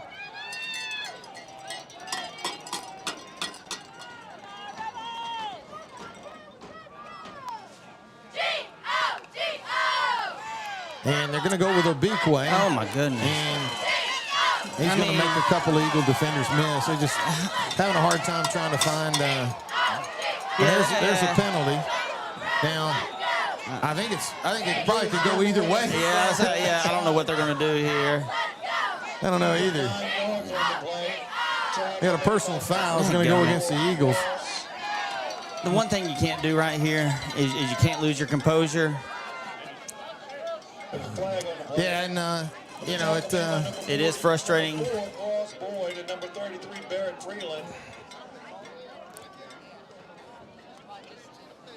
Just that flag will be a personal foul against the Eagles.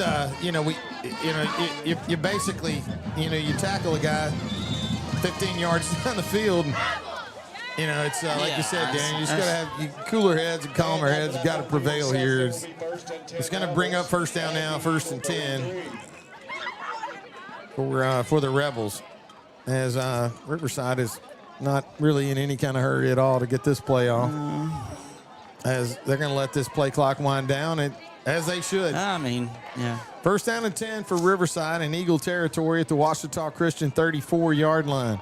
Bourgeois and the rest of the Rebels are going to let the play clock wind down, definitely inside of 5. But I would think he probably wants to get something going now.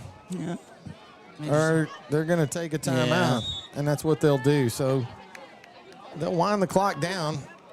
6 minutes and 41 seconds. Let's go down to the sideline and check in with Mike Gray in a Marion State Bank sideline report. How you doing down there, Mike? A play here and a play there could have really changed the dynamics of this game. The offense, the onside kick hit one of our guys in the back. He just wasn't looking. I think he was supposed to clear it out. But, just little things here and there that we just couldn't get done. Drop passes, bad timing on some things. So just need to see them play hard the rest of this and see if we can get another score or two and at least try to do something onside kick there at the end. Yeah, I'd agree with you, Mike. Thanks a lot. Mike Gray with the Marion State Bank sideline report. There's 6:41 left. I mean, we're 17 points down. There's time, but man, we have got to slow down this Riverside offense. We got to. There's no way. We need a turnover. I totally agree. We're not going to get any favors from the Rebels. I can assure you of that. So first down and 10 for Riverside. Ball at the Eagle 33-yard line. Obiquay is now going to play quarterback. And I imagine we're probably going to see a lot of him here until this game's over with. Obiquay, the Eagle defense does a nice job that time of limiting it to 1 yard gain. So Hudson Weems. It's going to bring up second down and 1. Hudson Weems again and Brock Abels, and both of those guys have had a good night tonight. In spite of everything else, they played good on the defensive line. Well, I said second down and 1. I meant second down and 9 because he only got 1. That's right. But I'm so used to. So used to saying it the other way. All right, so second down and 9 for the Rebels. So they've been throwing the ball here in this down distance. Bourgeois comes back in. The Eagles show pressure with Cooper Thomas, but he's going to stay at home. Well, and instead, we're going to get a dose of Obiquay. And Obiquay is going to have more than enough for a Rebel first down. Needed 9, picked up 11. First down, Rebels. at the Eagle 21-yard line. Clock running with 5 minutes and 44 seconds left to play in the ball game. Riverside 31, Ouachita Christian 14. It is 1st and 10 for the Obikwe Rebels at the Eagle 20. has been a really tough customer for this Eagle defense so far tonight. Rebels look to the sideline for the play call. And Bourgeois in the gun. And they're going to give this one again to Obikwe, and that time Obikwe is going to be stopped in the backfield. Yeah. May have got back to the line of scrimmage. Donnie says he did, so it's going to be no gain on the play. But time is not a friend of the Eagles. Yeah, I said we had 6.5 minutes. Yeah, we got 5 now. Under 5, yeah. Number 47. One play later. Second down. Making those plays out there, number 47. Second down and 9, or second down and 10 for the Rebels. Behind the line of scrimmage, it'll be Ball at the Eagle 20-yard line. Maybe call it the Eagle 21. Yeah. Bourgeois in the shotgun. Obikwe joins him in the gun. This time he throws it backwards behind the line of scrimmage. Good gracious. Get off the block. And I think we got him out of bounds. It's going to be a big gain that time for the Rebels. Looks like number 3, Chris Bicknell, is going to pick up more than enough for a first down, and actually going to take this one down inside the 10-yard line. A gain of 17 on the play, so it's going to bring up first down and goal for the Rebels at the Eagle 3-yard line. But the clock did stop, so, I mean, try to find the a ray of sunlight if there is one. That's right. That's right. That is that. I wouldn't call it sunshine, but maybe a sunlight. Oh, there's a little glimmer. Oh, this Eagle defense is going to be looking at first down and goal at their own 3-yard line. And guess what? Bourgeois on the sideline, so we'll get Obikwe in the gun. He'll take a snap from center, and this time Desai Bradshaw closes the gap. But that's, I mean, arm tackling ain't going to work. I mean, we got 4 minutes left, and you think we would. But you know what? Desai Bradshaw does such a great job of getting out there and setting the edge, and he cuts back inside and turns what looked like maybe a no gain into a gain of maybe 2. Yeah. Hey, I tell you what, tip your hat to Desai, though, man. That's a great job of setting the edge, and it looks like the Rebels are going to call, or maybe the Eagles are going to call timeout. I don't know. But it is going to be Ouachita Christian timeout.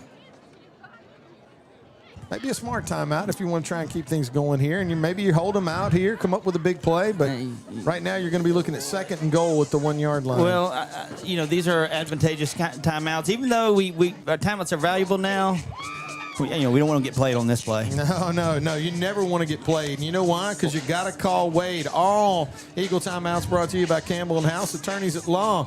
Don't get played. Call Wade, 318-855-0285 as we're being entertained by the mellow tunes of one Vanilla Ice. Yeah. As the Eagles are going to need to try and find something, some kind of motivation. He's also an outstanding actor, Vanilla Ice is. Ninja Turtles? Yeah, I would not say that's outstanding at all. But, everybody's entitled to their own opinion. I know he's selling iced tea these days, I think. Yeah. 4 minutes and 3 seconds left to play in the football game, and the Ouachita Christian Eagles find themselves with their back against their own goal line. Second down and goal for the Riverside Rebels at the Eagle 2-yard line. Man, would a goal line stand be great here. Hey, I would say if somebody could put their helmet on the ball and pop it out, that'd be all right, so Obikwe is going to line up in the shotgun.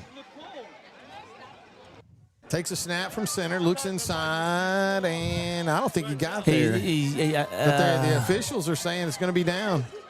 And that's what they'll do. They'll put him at the 1. He tried to. I think he looked like he tried to roll in, but he was just short. So he kind of tried to worm his way in, but it is, in any case, it's going to be a timeout taken by the Eagles. I couldn't tell who made the tackle there, but somebody was in the right spot. And well, you know what? I know a guy that's right at the line right now. I know he's right at the line. Let's go down to Mike Gray at Marion State Bank. Sideline report. How you doing, Mike? Well, when you can key on the Wildcat, you know he's going to get the ball. I mean, we're getting a little better penetration right there because we're stacking an extra guy or two in the box. But, you know, they're at the 6-inch line right now. Mike, I got to tell you, though, look, I'm not going to tell you how this is going to go, but, boy, look, man, you know, what do they say? No such thing as small victories. I disagree. I'd love to see this Eagle defense rise up with a goal line stand here, right? Look, I mean, nobody wants to see it more than me. And you know, with them in the shotgun, you got a chance for – you know, they've got to go 3 or 4 yards to get 6 inches. So anything can happen if we get the right penetration at the right time. I agree. Thanks a lot, Mike. Mike Gray with the Marion State Bank sideline report. 3rd down and goal. Rebels have been at the 2, at the 1, and now at the 6-inch line. Obikwe in the shotgun. And we don't need anybody in motion, so Obikwe is going to call for the ball. He's going to try now. We got a huge gap. Yeah. They just kicked out the left side. Nathan Parker was over there. They just kicked him out and walks in. And, yeah, it's going to be a pretty easy touchdown that time. Daniel, I don't know. You know, we've had a lot of people tune in this year to what we and I got to tell you, I was, you know, so many people have tuned in from Riverside watching our live stream this tonight, but it's not tonight. I mean, it's been something that's been going on all season. We always like to mention Heath and the boys, as we say, or Heath and Brandon, or Brandon and the boys, but. You know, there's a group of gentlemen that put this live stream product together that you get to enjoy all season long. And we've been told, I mean, you know, it's, you know, we get to watch the product. I think it's a good product, but we get told, we get told week in and week out that it's a really good product, and just a lot of fun to work with these guys. But, you know, always get to mention Mike and you and, you know, Miller and Donnie and myself. But, you know, it's pretty rare that we get an opportunity to mention, you know, the entire group that's been putting this thing on all season. And just got a note from the media group, and we want to take a minute to mention our camera operators. Ethan Buchanan. Student. Brian Williamson. Student. Jake Maxwell. Scott Moore. Clay Butler. Cooper McQuillan. Student. Carson McQuillan. Student. Walker Kirkendall. Student. Henry Todd Ballman. Student. James Butler. Student. Peyton Maxwell. Student. The scoreboard operator, Brian Rucker. Student. Graphics producer, well, that's Heath Griffin. That'll be Heath. And the director of all this, Brandon McQuillan. But we want to say a special thanks to all of those guys. Ooh. And just, man, I tell you, it's a thankless job. It's cold tonight. It's raining. I mean, these guys always figure out a way to get this product out to the people that want to be a part of Ouachita Christian football. And tonight, from what I'm hearing, a lot of people from Riverside that want to be a part. So, in any case, you know, guys, thank y'all so much. And what a great product and great season we've had so far this year. And who knows, maybe we get to keep this thing going. But if we're gonna, it's gonna have to happen in a hurry. Luke Vadrine in the shotgun. Tristan Raymond. Oh, Tristan Raymond in the shotgun. Oh, Tristan no. looks to throw a little confusion there, but Raymond's got some running room. You gotta be kidding me. He has a completely busted play. You got to be kidding me. He turned something that was nothing into 9 yards. 3 minutes, 19 seconds. Little jitters there. He went to mesh with Jude and decided he wanted to keep it, and then tried to give it back to him and looked up and Jude wasn't there. So hey, he scrambles. We'll take 9. Man, I didn't. I tell you, he's that's. Yeah, that was a complete. Hey, let's see. I want to see this kid put in the air. That's what I want to see. Completely busted play that Tristan turned into something. All right, so here we go. 2nd down and 1. Eagles break the huddle. Raymond in the shotgun. 2 receivers to his left, 1 to his right. Jude Turner, the lone running back. Oh, goodness. Maybe a little mix up there. And Oh, this time Raymond's going to no. get sacked on a heavy loss. There's confusion that time. Yeah. Just didn't seem to work out. So that's going to be, wow, it's going to be a big loss on the play. But Daniel, 3rd down and 9, loss of 10 yards. Okay, now they're going to mark it back. 3rd down and 10 for the Eagles. And Tristan Raymond on in relief of Luke Vadrine. Again, hoping Luke's okay. 3rd down and 10 for the Eagles. Raymond in the shotgun. Calls for the ball. Good drop. Looks to throw and does. That's going to be a nice throw. It's going to be complete. It looks like on the far side of the field to Turpin. It is. Patrick Turpin does a nice job. Oh, they're rolling. This guy came from way down here and ruled it the guy that incomplete. came from across the field ruled it incomplete. That's kind of ballsy out there, isn't he? He was the farthest one away. And he waited, too, till they were spotting it. 4th down and 10 for the Eagles from the OCS 35. Well, 4th down, we're gonna go for it. I thought he caught it. Well, we'll never get a chance to do that, and kind of tough when the guy furthest from the ball makes a call. But anyway, 4th down and 10. Raymond gonna have to do something here, and we're gonna need to protect him. Tristan's got some time, unloads this one, and that one's complete. Another drop, man. We've had a lot of them tonight. Look, I got to tell you, how bad do you feel for the sophomore quarterback comes in and he throws a bullet right in the middle of the field? But I tell you what, hey, Tristan threw a pretty ball that time as it went right into the arms of Turpin. It's going to be incomplete. So the Rebels will take over on downs as looks like a lot of Rebel fans going to make their way out of the stadium with 1 minute and 47 seconds left to play in the football game.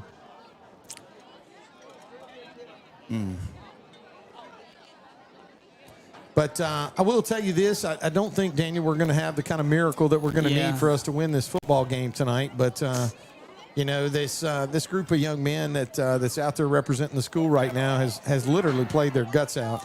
And they put in a big effort tonight. Unfortunately, I think that right now the Riverside Rebels are, well, they're going to be the better football team tonight, as that was the last Eagle timeout. So the Rebels are going to line up in a victory formation, and with the time, that's probably going to be enough. Yeah, as the Rebels are going to win this game tonight.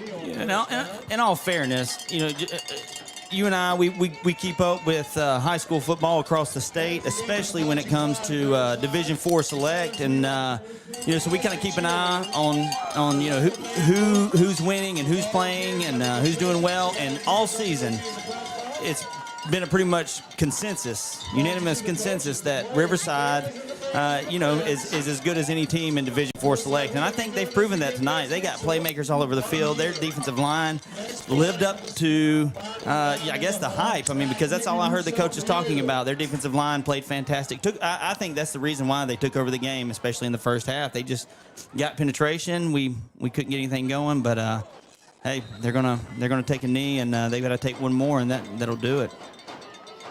Well, folks, again, series before this, we had our quarterback Luke Vadrine take a pretty nasty shot. Daniel, he did get over to the sideline, but again, unable to get back out on the field, and just hoping things are going to be okay for him. But get a chance, throw a prayer up for Luke and his family. Yeah, I saw him sitting over there. He was talking to his granddad, and to be honest, most people's season don't end the way that they want it to end, and I know the Eagles feel that way. This team had high hopes this year, and I say hopes, expectations, but they ran into a buzzsaw tonight, and it was a tough loss. It was a tough game for these guys. This group of seniors, you and I, this is the first group that I've seen all the way from freshman to senior doing the radio. And so, it's been a real honor getting to know these kids, as far as football goes, outside of the classroom, and you wish them all the best. And I know this is going to be a tough one to deal with, but this is a good group of seniors. They're going to be successful in life, and we'll still see them around. You just hate that they. Well, you got to tip your hat to the Riverside Rebels. Absolutely. I mean, Riverside came in with a great game plan. They executed. I think they executed their game plan. Yep. They did what they needed to do. They didn't do a whole lot that you and I didn't see on film. Yeah. And they exploited some weaknesses that we kind of everybody felt we might have.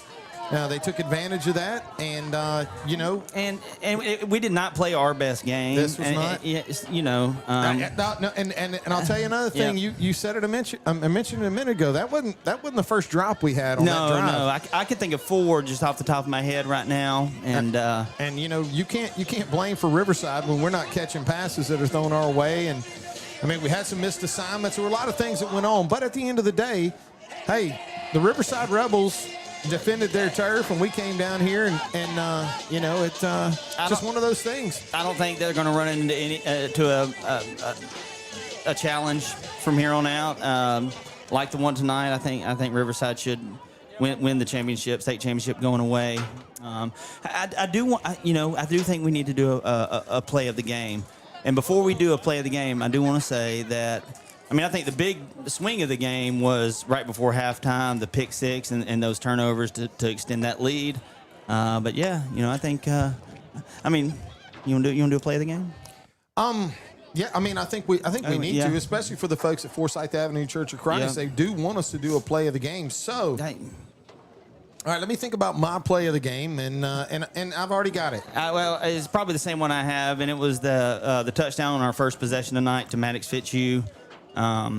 Just dialed up right at the right time. Great throw by Lwig, and it was just what the doctor ordered, and it was kind of the way you want to get off the ground. And it was the play of the game, in my opinion. We didn't follow it up the next couple drives. Got behind the 8 ball. That's when they got the lead initially. The 10-7 lead, and but I thought Maddox played his best game of the year tonight. I will say that. I think he had 4 catches, and that was my play of the game. I'll tell you another thing that I saw tonight. Okay. That I really like seeing. We got to see possibly, you never know on these things, but we got to see possibly, this is going to be the last game of the season for several of these seniors on this football team, and unfortunately the Eagles are going to have to try and find a quarterback because Luke Vadreen's probably going to go down as one of the best quarterbacks to play the position at OCS. And having said that, that means we're going to have to replace one of the best quarterbacks, most, consistent quarterbacks. But, I got to tell you, Tristan Raymond, there's a little bit there. There is. There's also going the wrong way and not handing off to the guy.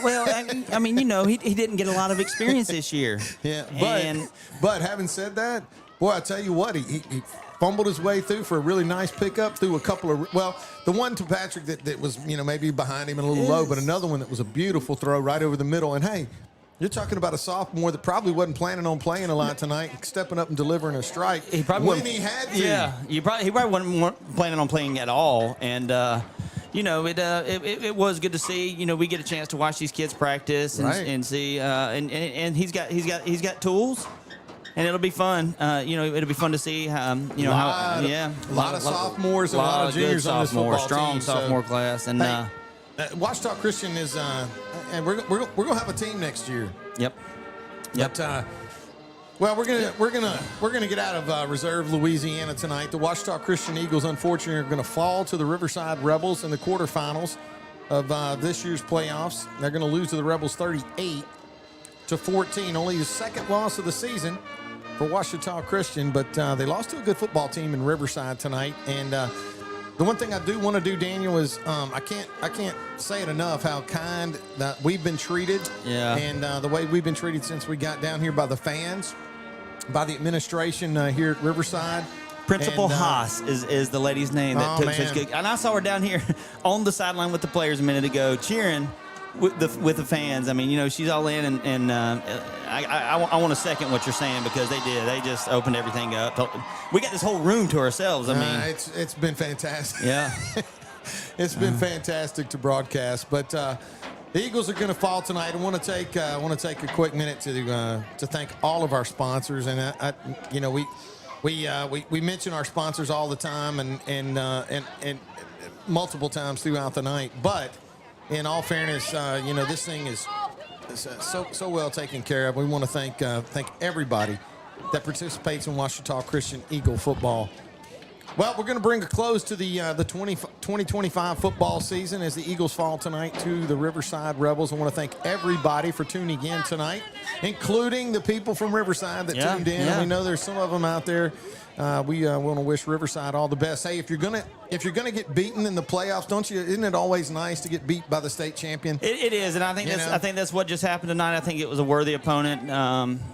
We didn't. I said we didn't play good. I don't think it was just because we weren't in the right state of mind. I think we were in the right state of mind. I think this was a very good team, especially in the trenches, and it made it very difficult. Do you know how pleasant and nice and easy it was riding down here on the team bus today? It's going to be it's going to be very peaceful on the way home. So we're gonna have to get all our gear packed up and start heading that way. But want to thank everybody again. We had an opportunity to thank our camera guys and Heath and his group, but I want to thank everybody that makes these broadcasts possible. And that's Mike Gray with the Marion State Bank Sideline Report, Daniel Kirkendall, Miller up here with us, Donnie Haley up here with us, and myself, David Gordy. I want to thank everybody for tuning in tonight. Ouachita Christian's going to fall in this one. Thanks for tuning in. You've been listening to Ouachita Christian Eagle football on the Ouachita Christian Sports Network. Have a great evening tonight. Trinity Diamonds Direct, 201 Blanchard Street in West Monroe. Wholesale jewelry with integrity. They provide honest, professional experience while offering stunning diamonds and fine jewelry at or below wholesale prices. And we do custom pieces by appointment. Engagement rings, tennis bracelets, pearls, earrings, necklaces, gemstones.